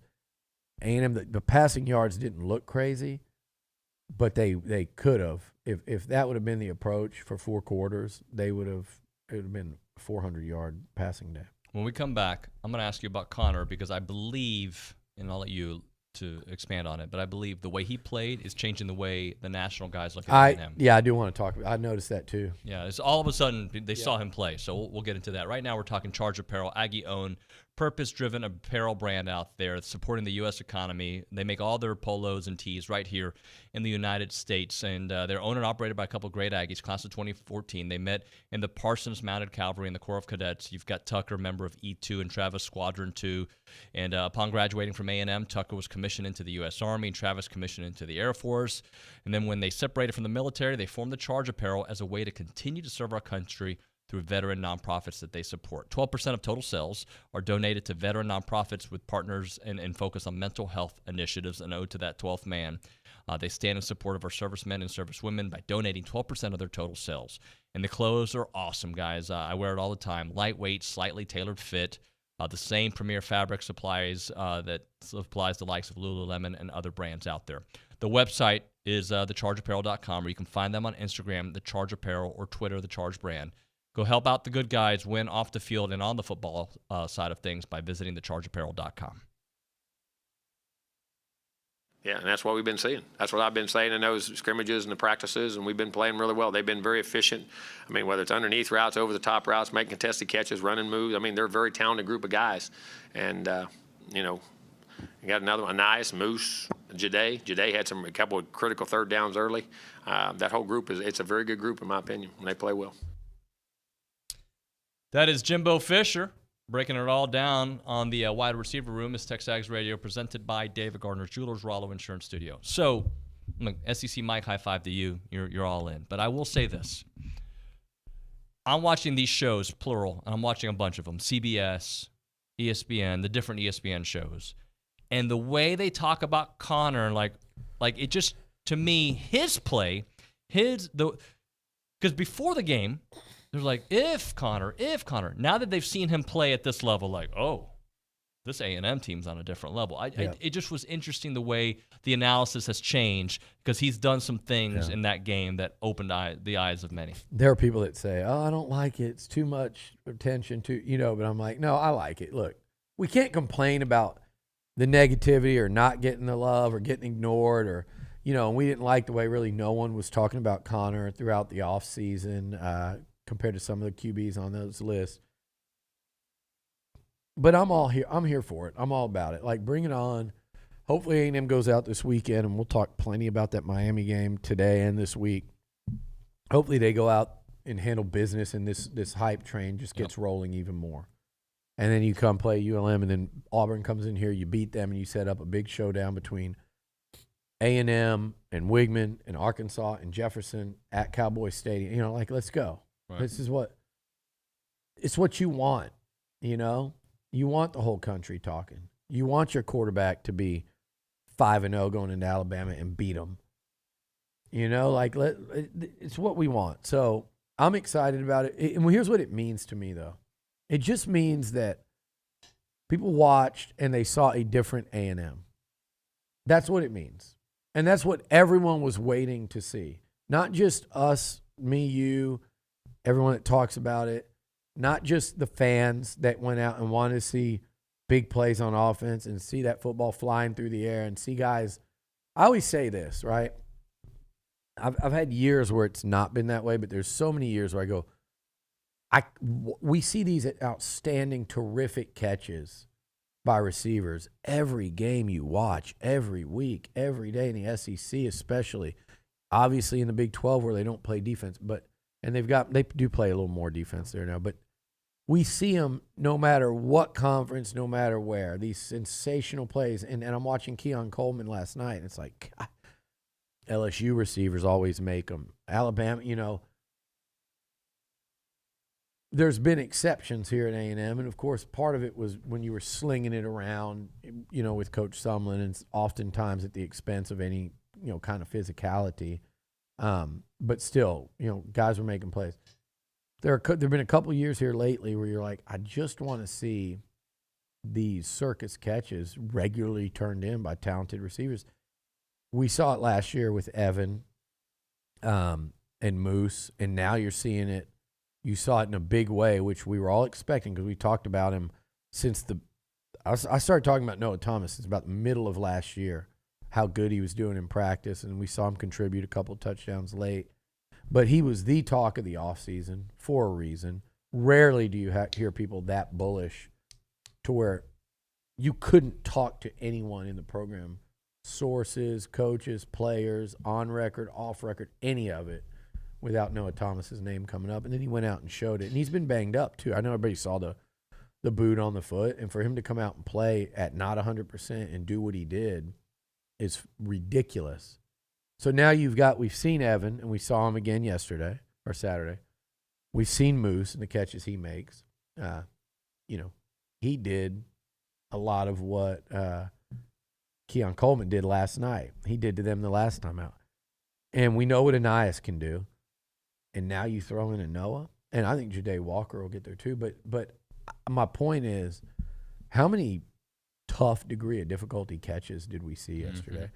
And what I loved about the Aggie receivers, David, is the way, like Noah's a good example. They just understood where they were on the field. They understood when they caught the ball where the defender was coming from, which way they were going to cut to gain extra yards. It's like there's a real feel for the game at that position, and there's a very high, what seems to be football IQ in that group. And that hasn't always been the case. So you combine that with the insane talent that these guys possess and a quarterback that's willing to let it rip and cut loose. I mean, the that game was so impressive by Wigman and Evan and Noah. Now imagine if Evan comes down with that circus catch in the first half down the A&M sideline, which he almost did. It would have been a ridiculous catch. Had he come down with that and had Noah, the play he hit Noah down, going the other way down the A&M sideline right before halftime, not been a penalty. That's, first of all, it's an extra 100 yards on 2 passes. Second, Noah's getting about another 50. Evan's getting about another 50. And now they're having like monster games. Connor's sitting there as SEC Player of the Week type guy. And those 2 catches would have been the most ridiculous of all of them. Although Noah's second touchdown. That was so beautiful. It was right in front of me, and I missed my little video because he fell, and I had the clean shot just right in front. And it was just the way he adjusted. Did he catch that with his left hand? Sounds right. He's running. Did he? I think he turned and caught it. I mean, it was, when you rewatch it, it was such a difficult catch, but it's the kind of catch you were watching. It was a catch that elite receivers in college football make. Right. And it's nice to know that A&M's got multiple guys that can do that. You go back and look at like some of the grabs Moose has made, and Evan and now Noah, and the plays Anias makes all over the field. And I think Anias will be I'm going to tell you right now, he's going to be one of those picks this week because it was a relatively quiet game for him other than that punt return. It's not going to stay that way. Well, and I think he's going to break out. They could start handing them but there's a lot. Talk about that running game. I would love to see them just say, you know what, we're going to give Sub-Zero 8 carries against Miami. Yep. So that was something that you didn't have your buds on that Jimbo was talking about on that bite. It's like, I mean, the little things that don't show up in the stat sheet that he did, making some calls, making some blocks, like just being a nice, like just a guy who can do it all, catch all player. I'm just telling you. And it's one of those things too, like if you start to see at any point in the year, if you don't like what you're getting out of the running back position in terms of pass pro blocking, he'll do that too. And then you got Moose there in the slot, and you can have Anias at tailback, and I'm really interested to see how they're going to utilize him in big games this year. Yeah. I think Anias, he's going to be a big game performer, a big game show-upper. He's going to show up. He has already in his career plenty of times, but I just think because they've got so much at receiver and because they could game plan with him and because there's nothing yet completely proven at tailback, they'll be able to, a different week, use him a different way. Truly like a Deebo Samuel type role. Do you expect the tight ends to be a little bit more involved moving forward? Yeah, I just think it'll depend on the opponent. Yep. I mean, I think it'll depend on the opponent. I mean, look, they're going to, what they do, how many shots did they take at Jake Johnson? Was it one? One or two, yeah. And I think Theo had one too. I think there'll be game. It's kind of, that tight end spot in the passing game to me is going to kind of be like Anias. You just don't know what week it's going to come, like at a much heavier dose versus some weeks it might be the receivers just, airing it out and those guys making plays up and down the field. But all that's doing, David, is opening up. It's going to open things up for the tight ends, working that middle and those physical mismatches that they're going to have.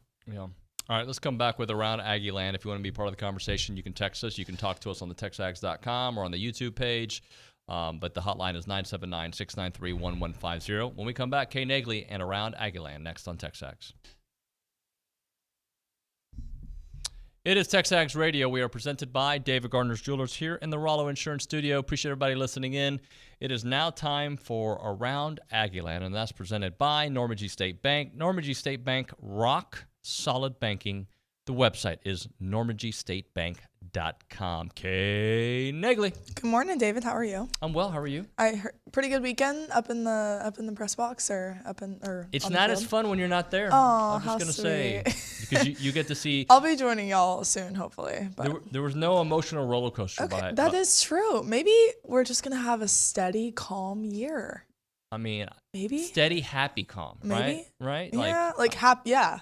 Nothing, no sad emotions, no nothing. And But like every game, I find reasons why we should demolish the team we're playing and reasons why we could lose the team. Like I'm already thinking, all right, well, Miami's defense looks good and their offense is moving the ball. But wait, our offense is awesome. It might be the greatest ever. And these are the internal dialogues I have in my head. hey, you were next year Nuño last year. So it is like you're this year Nuño now. I am this year technically. Nuño with an eye on next year as well. There's Okay, a okay, double, that's right? fine. Like Yeah. I want to do it this year.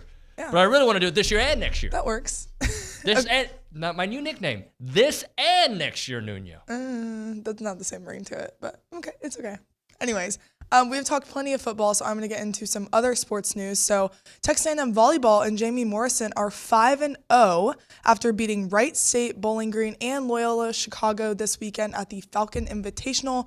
All three of those teams were NCAA tournament teams last year. So great to see Jamie Morrison and company getting a win over them. And then the Aggies will finally come back to Reed Arena and play in the Texas A&M Invitational over the weekend. So hopefully can pull out some more wins there. Soccer, unfortunately, fell to TCU in heartbreaking fashion in Fort Worth on Sunday night in the 87th minute. Scramble in front of Kenna Caldwell's goal led to the match's only score as the Horned Frogs took down the Aggies 1-0. The Maroon and White will return to Aggieland to take on Grambling State on Thursday. You can catch that at 7 p.m. Some different golf news. Men's golf has officially kicked off the 2023-24 campaign with two freshmen making their debut in round one of the Marquette Intercollegiate at Erin Hills. Texas A&M sits 13 strokes off pace with Purdue holding a 1-under lead, but the Aggies just started the next round to this morning. They will tee off on hole 10, and that started at 9 a.m., so they're already underway. And then women's golf team finished the Carmel Cup in third this weekend after shooting 10 under during a 3-day tournament at Pebble Beach. So different sports getting going. I know students are glad to have a day off this morning. Yep, no doubt about that. Is that it? Yes, sir. That's All right. it. It's pretty Awesome. quick. I have some football stats, too, if you want me to run through those just briefly. Give me a couple of football All right, stats. how I about- like stats. I'm going to start with defense because I feel like hasn't been appreciated enough. And one guy who was pretty spectacular, I would say, on the defensive front.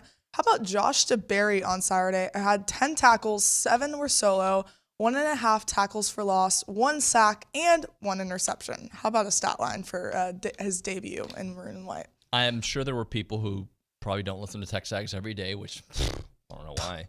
But Yeah. they were like, who's this Josh DeBerry? Like, and now Like, they know who he is. Yeah, like 28. Who is that? I definitely had that moment for a second, and then you kept seeing the jersey just pop up over and over and over, and I was like, man, he's definitely. I know Liucci was definitely talked very highly of him in the offseason, and he could say he knows what he's talking about. Also, some defensive stats: Edrin Cooper had 8 tackles, 4 solo, and 3 tackles for loss, so looks better in the run game there. And then obviously offensively, Connor Wigman, 5 touchdowns, 236 yards, and he went 18 for 23. That is 78.3% accuracy. You know my favorite stat, right? Mm-hmm. He had What as is many touchdowns as incompletions. Wow. Incompletions. Wow, excuse me. that is quite the stat. Pretty good. That is. I'm trying to pull up. Give me 1 second. I know I had a different little key stat about Connor. Yeah, so his completion percentage is the highest of a Texas A&M quarterback since Kellen Mond's 81% in a 34-13 win at Tennessee in 2020. So fun fact there. Obviously killing it. All right. Very good stats there. Any last one? I don't know. Billy was trying to talk to me through the window. Yeah, I don't know couldn't what he tell meant. what he was saying, but Hey, you can come on he if you can want. he can join. Billy's He's always the owner of the welcome. company. He can come on whenever he wants. We only got about a minute and a half left in the segment, so he's done. He's out. He's like, all right, let's get one more stat in. Yeah, lastly, obviously, wide receivers went off. Evan Stewart and Noah Thomas leading the way. Stu had 8 catches for 115 yards and 2 touchdowns, while Noah Thomas was showing off, if you may say, with 6 catches, 74 yards, and 3 touchdowns for number 3. So great to see. I know A&M's wide receiving crew is going to be turning it up this season. Turn it up. Thank it you very up. much, Kay. Appreciate you. I'm going to read this text. And Kay, actually, you can answer this with us if you want. Is it too early to call him Connie Football? And I'm going to say that's up to the person. I think it's a little early. Get to 4-0 before Arkansas or after Arkansas. You're going to, or 5-0, going to Bama. Look, I think the people, in my Then opinion, we'll see. the people decide what the nickname is. I've said Connie Football before, but I think if Connor becomes the guy that we think he's going to become, he's going to get his own nickname. That is true. Something like Right? Wiggy. I like the getting wiggy with it. Not too much stature in that nickname yet, so still fun. So that's what I believe will be the case. But again, we don't get to decide that, right? We'll see. Thank you, Kay. Appreciate you. When we come back on TexAgs Radio, more Billy. We got a lot to get into with Billy. And we'll talk about Wiggy. We'll talk about that defense. We'll talk about how we attack Miami. So much more. It is TexAgs Radio presented by David Gardner's Jewelers. And we are back. TexAgs Radio presented by David Gardner's Jewelers, Rollo Insurance Studio. Billy Liucci. I don't know why I sang it. You remember Rolo candy? Rollo, yeah. We had the caramel, right? I don't know if I liked that or didn't. I think when I was just told that candy, I was eating some Nerds, and the person I was on the phone with, she goes, "You're fine, eat them. It's going to take 5 minutes off your life." I go, Yeah, it will. 5 Nerds. So Yeah. every Nerd candy is a minute. I don't buy that, but Jamie said it's worth it. It's She not. said they're that good. Hey, can you? Remind me to tell you the joke that just came into my head Okay. to tell you off the air Okay. because it's funny. All right. And it's really funny, but I'm not going to say it to you on air. All right. But right then when you said the candy will do it, I'm going to hit you with something that's probably way worse than candy that you do. All right. Well, can you confirm That it's bad? Yeah. that I had pizza on Saturday? Yes, you did. Thank you. So I do eat food. Game day pizza. I appreciate you. I had your service. 3 slices. Thank you for your service. Well, I'm just saying, like, I am a normal person. You guys make me feel like I'm a communist. Like a monster. Yeah, like, oh my God, he ate chicken breast. How dare he? No one has ever said that. They have said he weighs his chicken breast on a scale. Yeah. That is the only thing we say. No one's ever made fun of anyone in the history have. of mankind for eating chicken. No, but there's a... When you take your chicken and you have a built-in scale on your cell phone... I don't have that yet. But when that app is available, it's mine. When you're seen weighing your chicken breast, that's when you enter into a different. But you know why? There's a.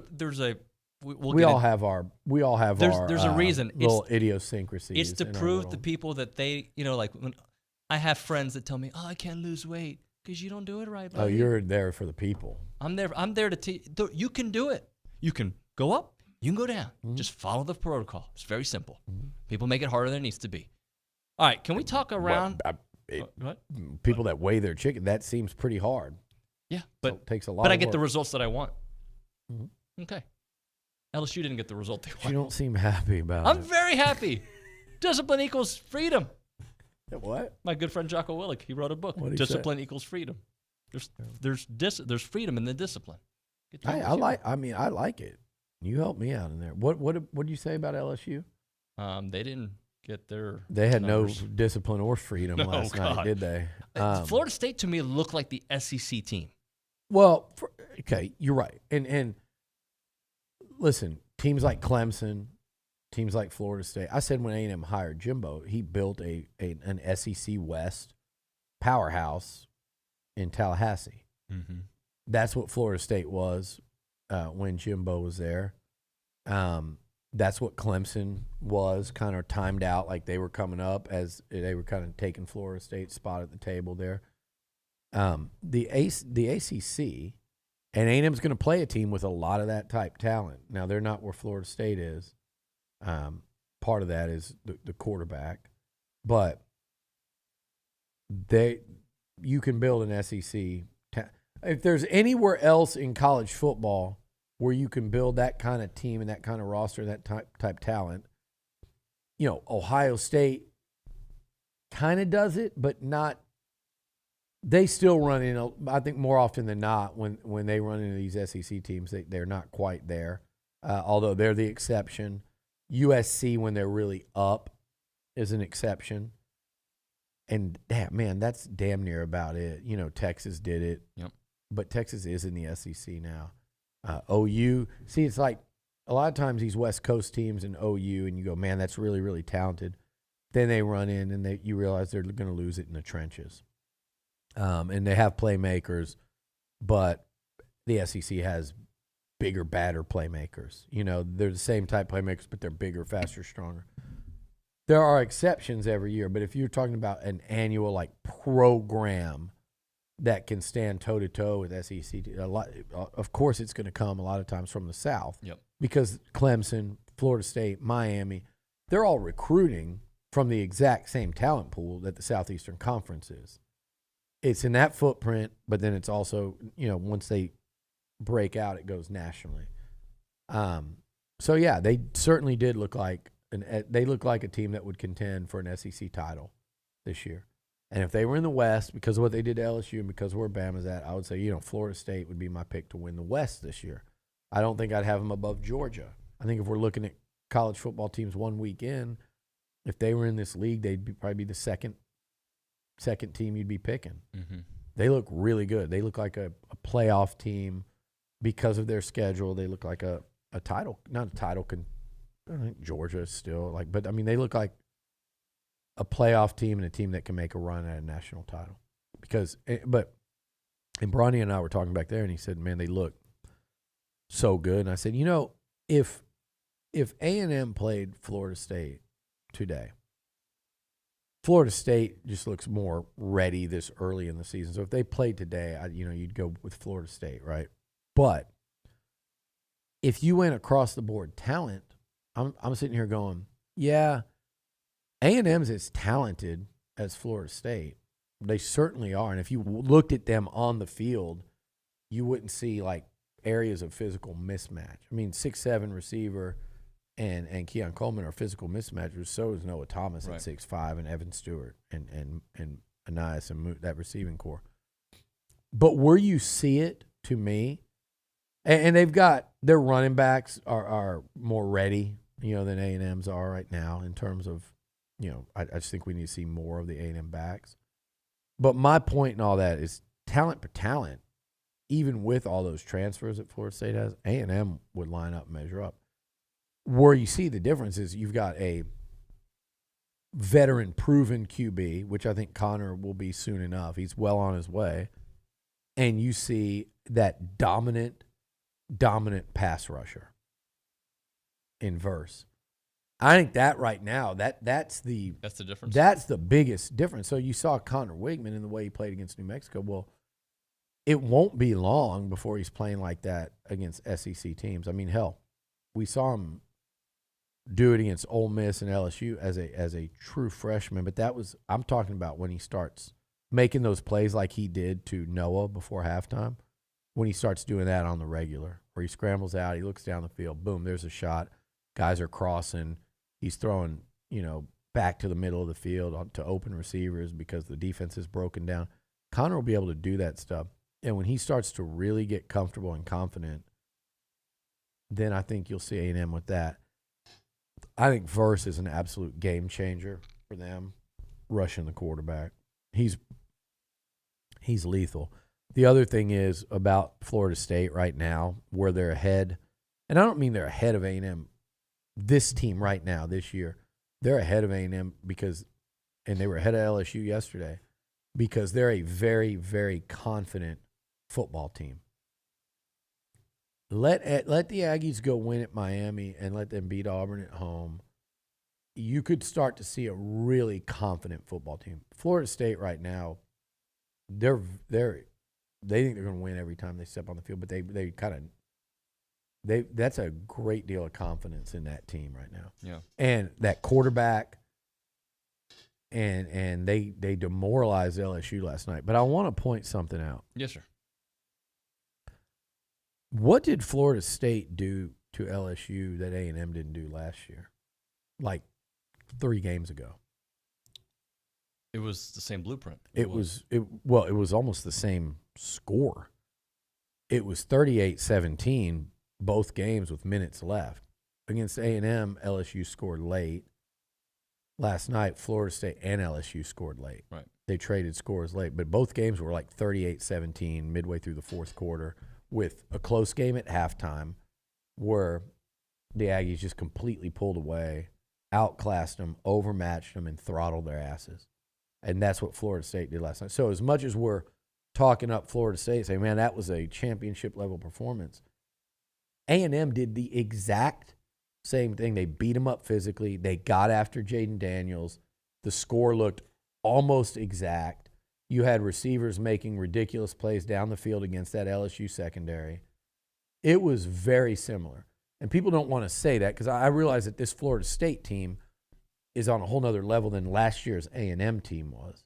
TBD on this year's A&M team. But those games went almost the exact same way. And one of them was a season opener. The other one was with LSU playing to try to reach a playoff. So I don't want – this is this early season thing where you don't want to go too far all in. I want to see Clemson tonight against a well-coached Elko-led Duke team. But, man, if you watch A&M, I mean LSU play, they've lost now. I got real questions about their offensive line. Mm-hmm. There are two offensive lines that I want to see the Aggies wreck in the second half of the season. And one of them, South Carolina, gave up 9 sacks to North Carolina Saturday. And the other one is this LSU O-line. And I know they got Campbell at tackle, and he's a stud. But I think they've got issues. And if Jaden Daniels is going to keep playing cowboy out there, taking hits, some of the ones he's taken, look, it's not, oh, man, our quarterbacks got banged up. That's why y'all won. No, Bryce Young got banged up last year because Alabama's O-line let him get sacked a lot, and he held on the ball a lot. Jaden Daniels was hurt against A&M last year because he takes too many hits, and he runs around too much. So it's not unfortunate luck. This is a guy that you look at and you say he's going to have a hard time making it through the season. And I know they got Nussmeier, but still, like that, Jaden Daniels made some terrific plays and throws last night. And he's the only reason LSU, but that's what's scary. He's the reason LSU was in that game like they were.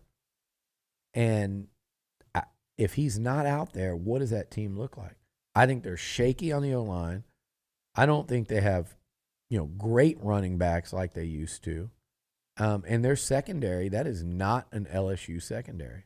And it wasn't last year even though they won the West. It's certainly not this year. And they got real issues at corner, and and they need to figure out how to use Harold Perkins. And by the way, Perk ain't the kind of kid that's going to be just a model citizen in there in terms of how he handles not putting up numbers. That's not going to – I feel like that is a potential brewing problem too. So it's interesting. All this talk about Brian Kelly, and now you're starting to see the national media kind of – how do they handle the adversity? Jimbo went through a lot of adversity last year, and he quietly went in there to those press conferences every week, and everyone tried to get him to say, hey, I got to make a change. I've failed on – that's what everybody wanted the guy to say. All he did was say in his head, this isn't good enough by my standard. This isn't good enough for us to win. I'm going to change it. And he went out and did it. And he did everything he kind of said he was going to do, but he just didn't say it in the way everybody wanted him to say it. But he went through some adversity last year, made the necessary changes, and early returns great, but it's also, it's all relative. We understand that. But I want to see Brian Kelly in that cauldron in Baton Rouge. And I want to see how he handles it and how everyone there handles it. That's when you start to go, was the fit the fit? Is the fit a thing, or does the fit not really matter? Sometimes if it's not the fit and things start going, because Brian Kelly's not going to bite his tongue. And when things start going bad, he's going to say some things that people are going to really try to turn into something they're not, or maybe it is something, and I want to see that pressure dialed up in Baton Rouge. And I don't mean the fire pressure. He won the freaking West in year one. Yeah. I think he's a great coach. I want to see what happens when that kind of awkward mix when that pressure goes up. If they go 8-4 this year, that kind of pressure, and I don't look. They might win the West this year. He might go 2 for 2. They certainly have. That's a good football team. That is a really good SEC football team, but they've lost one now, And yeah, I mean, you could go 5-3 in the SEC. You can lose to Bama, A&M, and any of a number of teams. Maybe you beat A&M at home and you lose to Bama in Tuscaloosa and a few other games. You know, like it. Certainly, you could see where that could happen. But here's the thing, Nuño. Forget about what we think they're going to do this year. LSU's lost 3 of their last 4. Yep. And in those 3 losses, they got their asses kicked. I know they went toe-to-toe scoring with Georgia after halftime when it was lopsided. Georgia kicked their ass. A&M kicked their ass. Florida State. And Florida State pummeled them.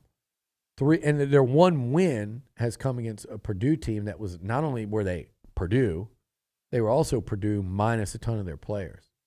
So, other than a glorified scrimmage, in the last 3 games LSU's played that's mattered, Texas A&M, Georgia, and Florida State, they've been dust mopped.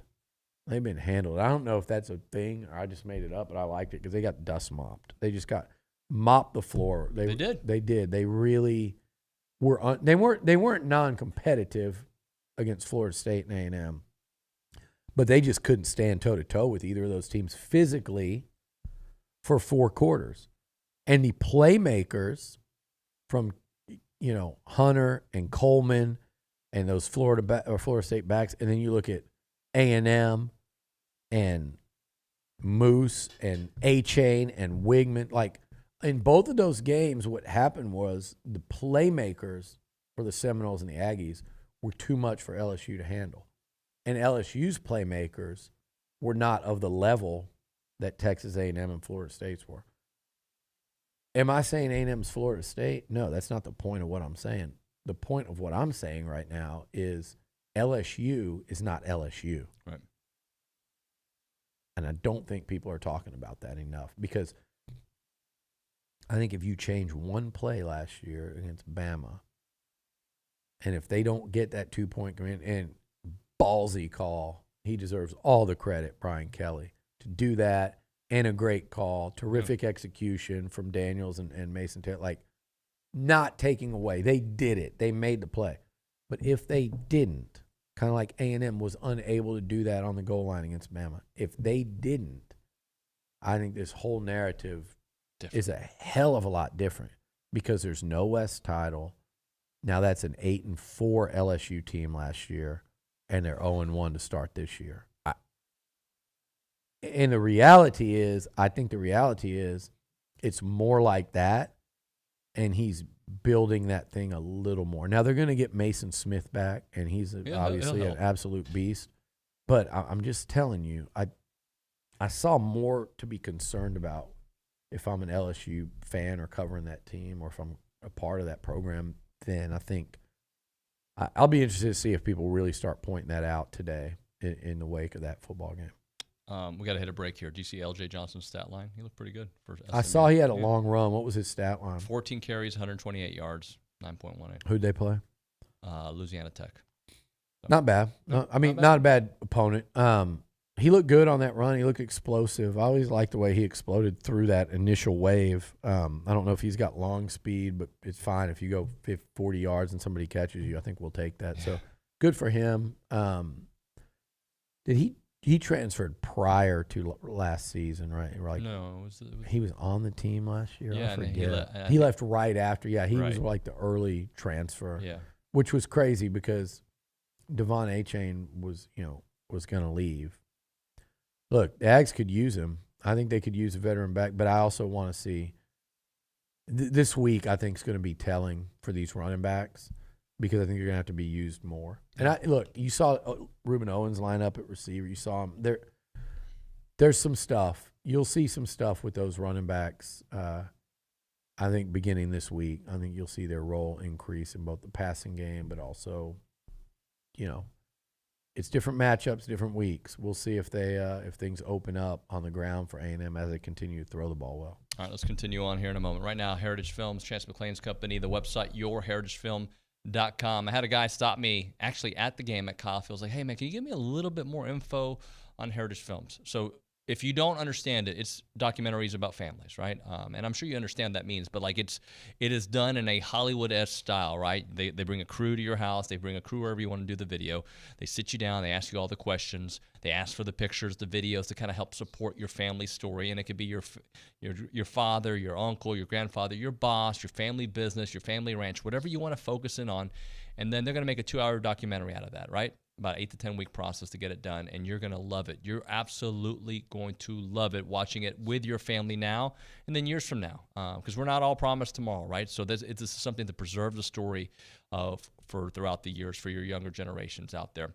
And there's also the Year Flicks, which is a cool thing that he does over there, which is basically these benchmark videos more for the younger audience, right? We're talking about 12, 13, 14, 15-year-olds where you can kind of see where they are, little Q&As about their life, 20-minute videos in front of a green screen where they kind of help present the story in that way, speaks their language. And it's just fun, and you get to see how your child has grown and a lot of great things about it.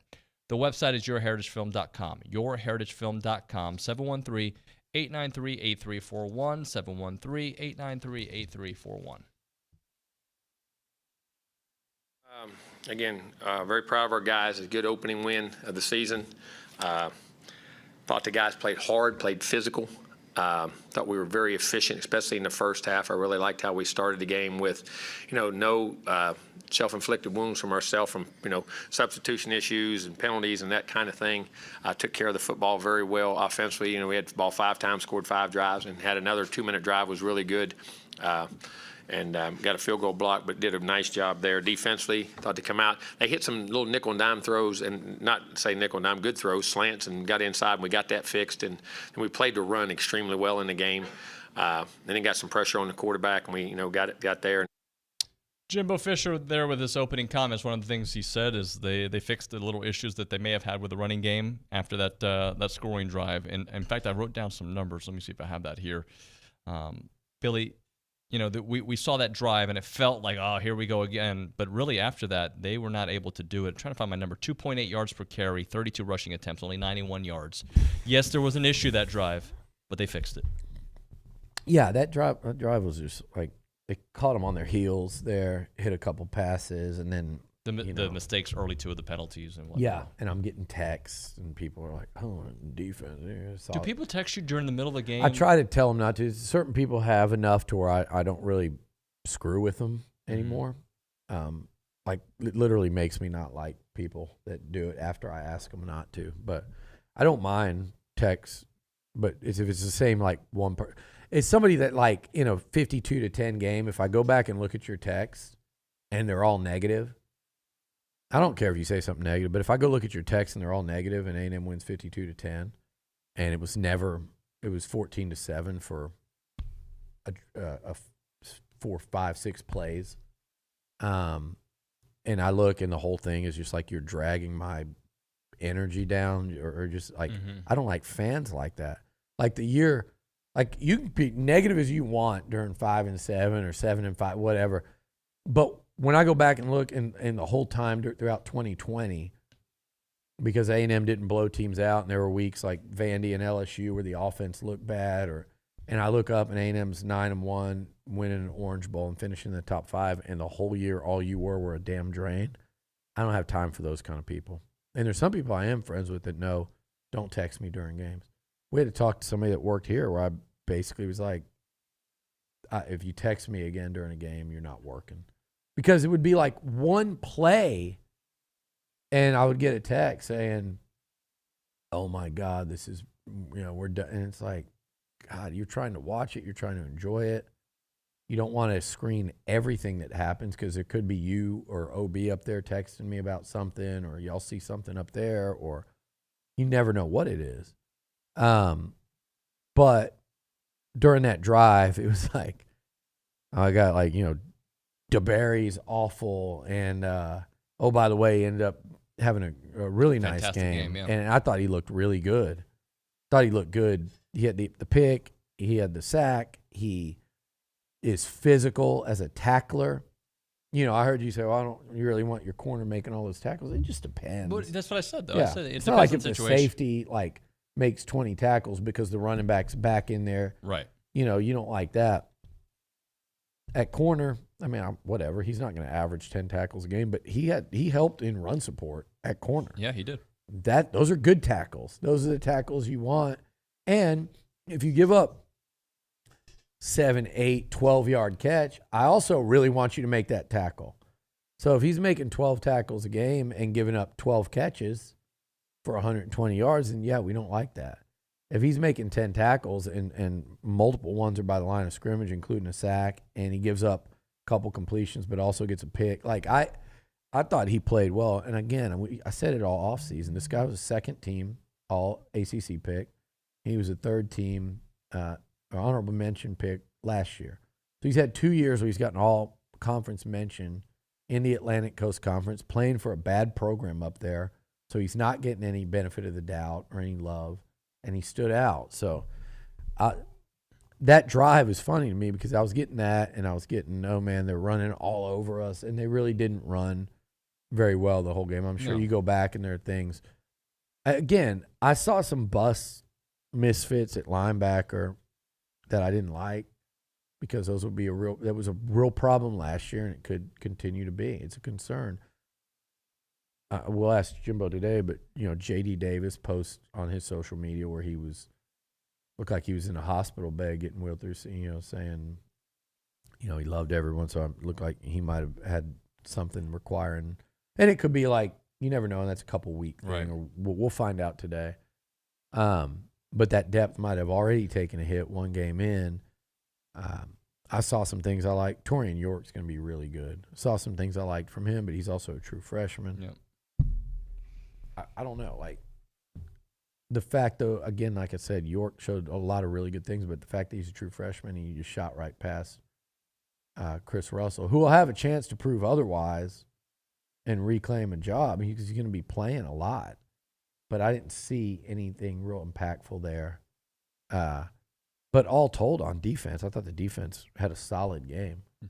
And what did I really like about the defense? I liked DeBerry.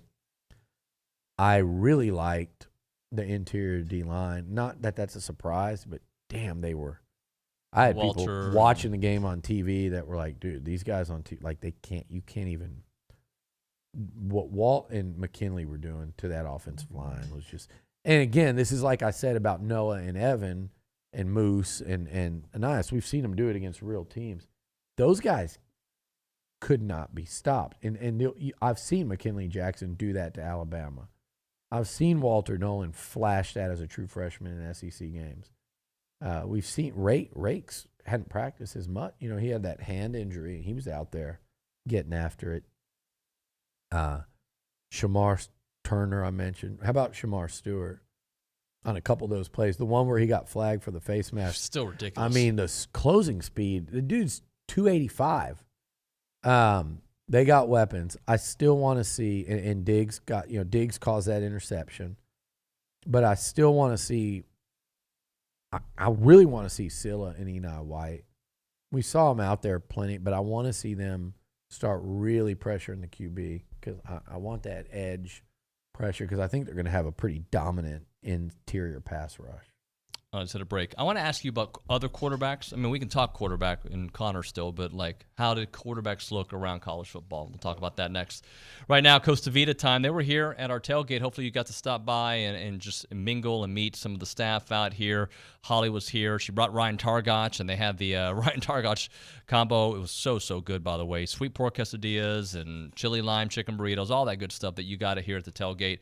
We can get it at their restaurant. It's such a good place to go to get your grub on, and they'll be at plenty of our tailgates here moving forward. If you haven't gone to the South College Station location, you need to start going. I mean, a lot of times they'll be all around campus for big events, but that's the mothership. That's the place you go to get your food on, and you can do it in the morning on a game day. Let's say you drive into town, get some coffee, get some breakfast tacos, get ready to roll, and then bring some quesadillas with you or some tacos to your tailgate and have some fun out there. Holly's been doing it for a long time here in South College Station. The food is great. The service is great. Just the entire ambiance is fantastic. When you go there, you're going to get fresh Mex done the absolute right way, and they're open all the time. Pick your entree, pick your protein, and let's go. Sweet pork quesadillas, the chips and queso, the shrimp taco mango salsa. You name it, they got it out there. It is Costa Vida in South College Station as always, Aggie owned and operated, 4501 Mills Park Circle in College Station. It's Costa Vida, 4501 Mills Park Circle in College Station.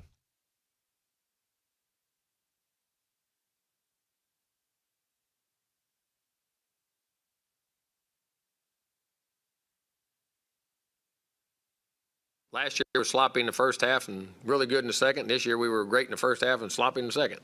But no, it is. Listen, game by game, you grow every game. Everybody says between the first and second game. I ain't ever figured that one out. One of y'all must have made that up. All right, but I hope you keep getting better every game as you stay healthy and get experience. But, it gives you confidence. You went out there now when the lights are on the scoreboard, and you've had some guys that still, even though that Connor still hadn't played, 5 games? 3 has played 5 or 6 games.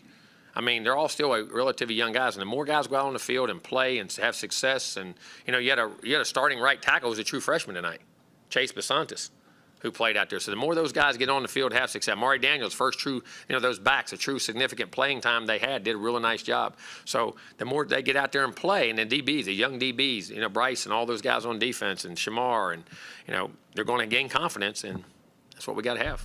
Jimbo Fisher, a lot of good insight there. Appreciate his conversation there as he says, all these young players, we thought of last year as this such a young team, Billy, but there's still a lot like Connor. He said right there, this is just his 5th start. He is still very young in his development. Amari Daniels, another one he brought up. Chase Basantis getting his start there. The good news is what he's pointing out, other than Chase, is, Noah Thomas is in year 2. He got his feet wet last year. He had touchdown in a meaningful SEC game. Connor Wigman, those 4 starts last year, a big win over LSU to end his freshman season. Amari Daniels, a junior. Le'Veon Moss, and so many guys on that defensive side that are young. They're sophomores, but a lot of those guys have played I don't say a lot of football, but plenty enough football where they've got real experience. And they understand what it takes, and they understand the scheme and system they're playing in, and they understand, the physicality required and what happens if you go out there and don't show up, or if you're not ready physically, or you're a wide receiver, and, they understand how physical SEC DBs are and what it takes to get off the ball, or if you're a DB, some of those younger guys have played enough now to understand.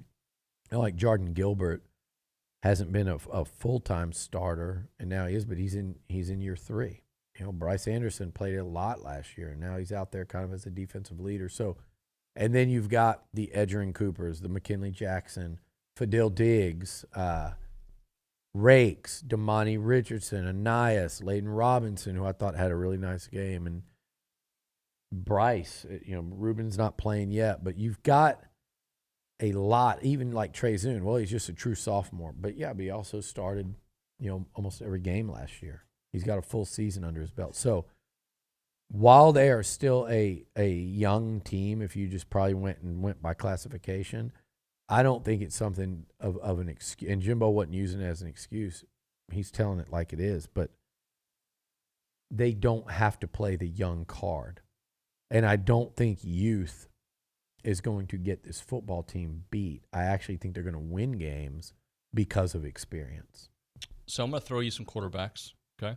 Oh, by the way, I'm just kind of scanning the Miami, Ohio box score. Mm-hmm. Tyler Van Dyke also 17 of 22, only 5 incompletions. Did not have the 5 touchdown passes. But that being said, he threw for 201 yards. Miami, it was a little bit of a game at the half, but they were able to turn it on in the second half. Van Dyke, I guess, looked pretty good in his debut with Shannon Dawson as the OC. But what about Jalen Milroe and what he was able to do? I was really impressed with Milroe. It's going to be interesting because everybody was down on Ewers after this game. I'm talking about the Longhorn fans way more than anybody else.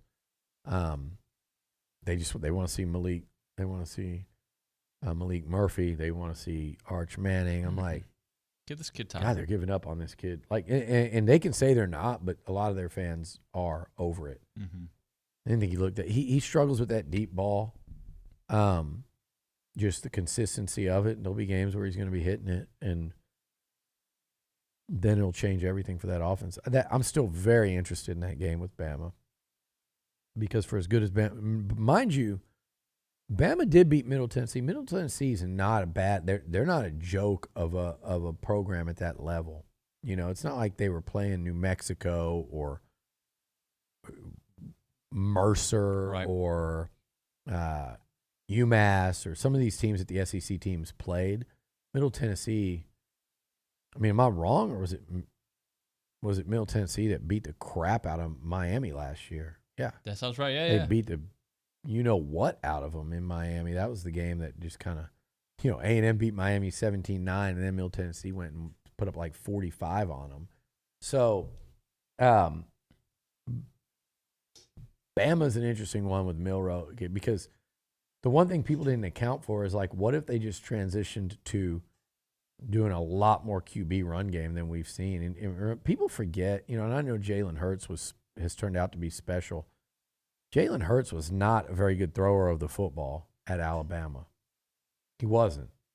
He was a liability in some ways in that regard, but he could throw a deep ball, and they did some things with him in the run game that led them to a national title game or two with him. I forget what it was, but and then so Bama's an interesting one to me after week 1, and we'll know all we need to know about them here against Texas this weekend.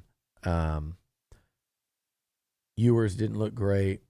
I thought that go ahead. I was going to say, I didn't watch the game, but I saw some of the highlights. People were not happy with Kyle McCord there at Ohio State.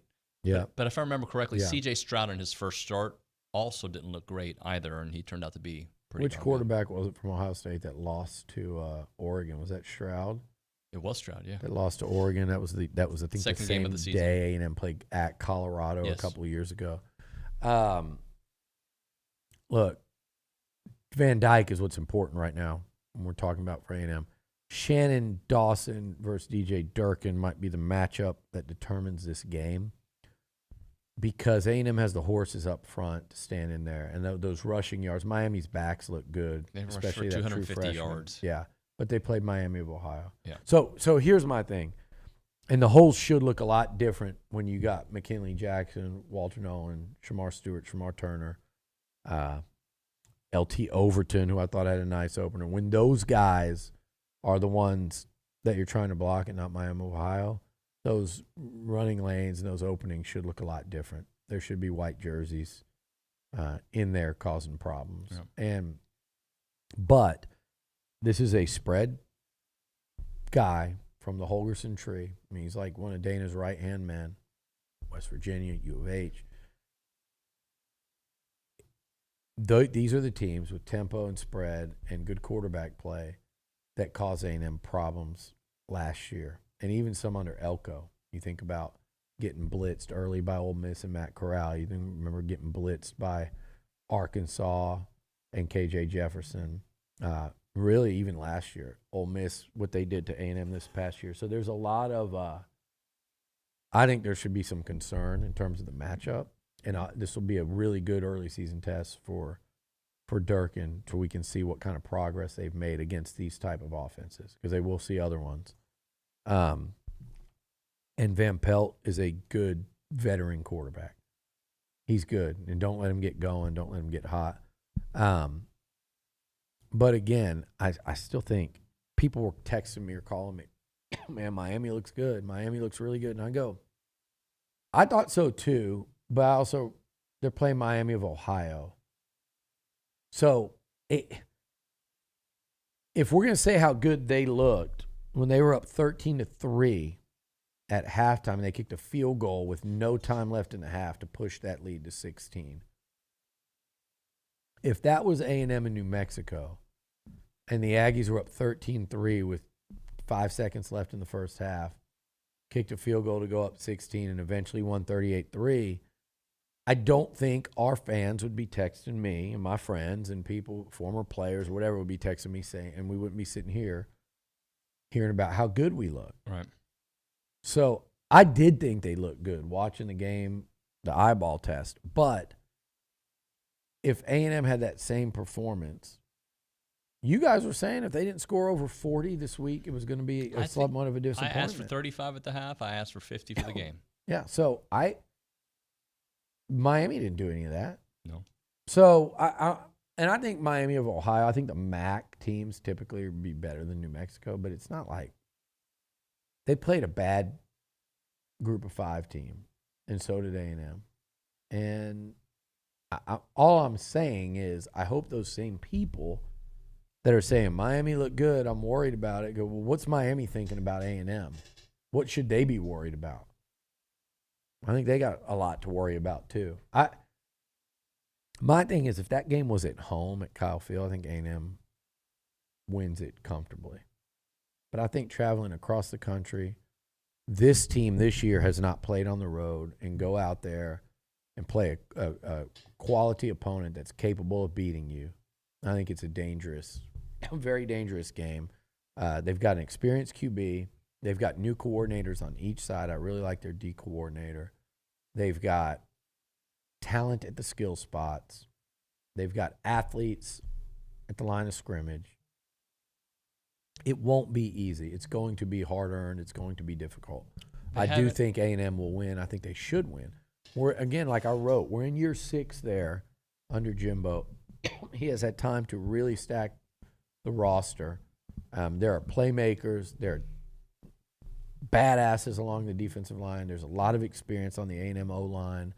I love what they've got offensively in Bobby Petrino. So, look, you should go there and win, but you have to play well to do it. As we hit a break, A&M has not won a road game, a true road game, since Missouri in 2021. Yep. That's a long time. And I don't know what else they won on the road in 21 either.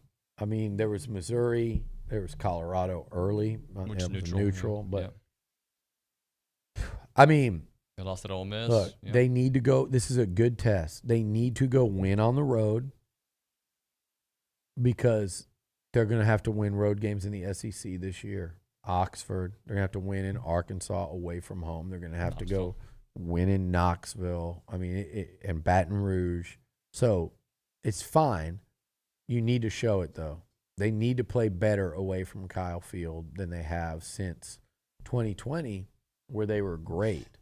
2020, they won in Starkville. They won in Knoxville. They won at Auburn.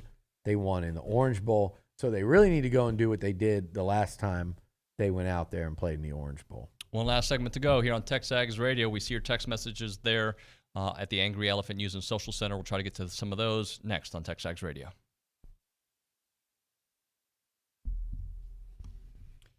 We are back, TexAgs Radio, presented by David Gardner's Jewelers in the Rollo Insurance Studio, the official insurance provider of TexAgs Radio. The difference is real. Their headquarters is on Highway 6 right here in College Station, but they can service anywhere, guys. They're so big. 888-44-ROLLO. Go to rolloinsurance.com. We go to the Angry Elephant News and Social Center. Jared Schultz there. Jared, I know you got some messages for us. Yeah, we have a little bit of skepticism. Someone says Connor underthrew almost every deep ball. Those will not have the same results against better competition. Just trying to be realistic. So what are y'all's thoughts? Well, I'm fine with the whole I'm just trying to be realistic part. I have a problem with people say that, and I've noticed a lot of that since the game. It's like I've got to play realist. I've got to step in here, and because you're saying that everyone else is unrealistic in their excitement over it. I think we all saw that, and I think we all saw that, you know, he could have led Ja'Day Walker a little more on that one. It would have been 6. Noah made a couple great adjustments. But, you guys, those are well-thrown deep balls. They're not perfectly thrown because he was a little late on some of those getting there, and the guys did have to slow down a little. But the guys either made the catch or had chances to make the catch, and that is the tiniest, smallest adjustment for him to make. So it wasn't like we talked about Ewers, where he's sailing them 20 yards too far and throwing maybe into other DBs and out, or just over everybody's head, or throwing them, leading the receiver out of bounds or things like that, or underthrowing them badly, where you question the arm strength, or, underthrown it to the point that they were getting broken up, really. And the only one that really did because of it was, and I know what they're saying, well, SEC guys will get there. That's true. But it's such an easy adjustment. It's game one, and it's a timing thing. And it's such an easy adjustment. As Kendrick Rogers walked in, we could talk to him about that. Just an easy adjustment in terms of just getting the timing down and watching that tape and doing it. So I think you're right. I also think you're wrong. And by the way, he underthrew one against LSU to Moose that Moose made an adjustment and made a terrific 40-plus yard catch against. When you have those receivers, I think a couple of those to well, there was one to Evan against Ole Miss that he had to stop and jump and made an incredible play on. Like, it just with those receivers, sometimes it ain't the worst thing. But I get what he's saying, because you could have just hit those guys in a couple of those instances in stride and watched them go. And that's just a timing deal. And it's just Connor, as he keeps playing, I think those throws are going to be perfect. I'd be concerned if I thought it was because of lack of arm strength or if I thought he was badly off, which I don't know how many throws he made the whole night that were badly off. I'm not even remembering one. I'd have to go back. I'm sure there was one, but there weren't many at all. He was 18 of 23, and he threw deep a lot. So, yeah. Well, Billy, thank you, sir. Appreciate you. As many touchdowns as incompletions. Yeah. It was a hell of a night. Our thanks to Tom Hart, to Billy, to Jared, to Nick, to Sean, Emmy, everybody at the mothership. Thanks so much. Tomorrow, full show. We'll tweet about it because I don't have time to tell you. See you mañana.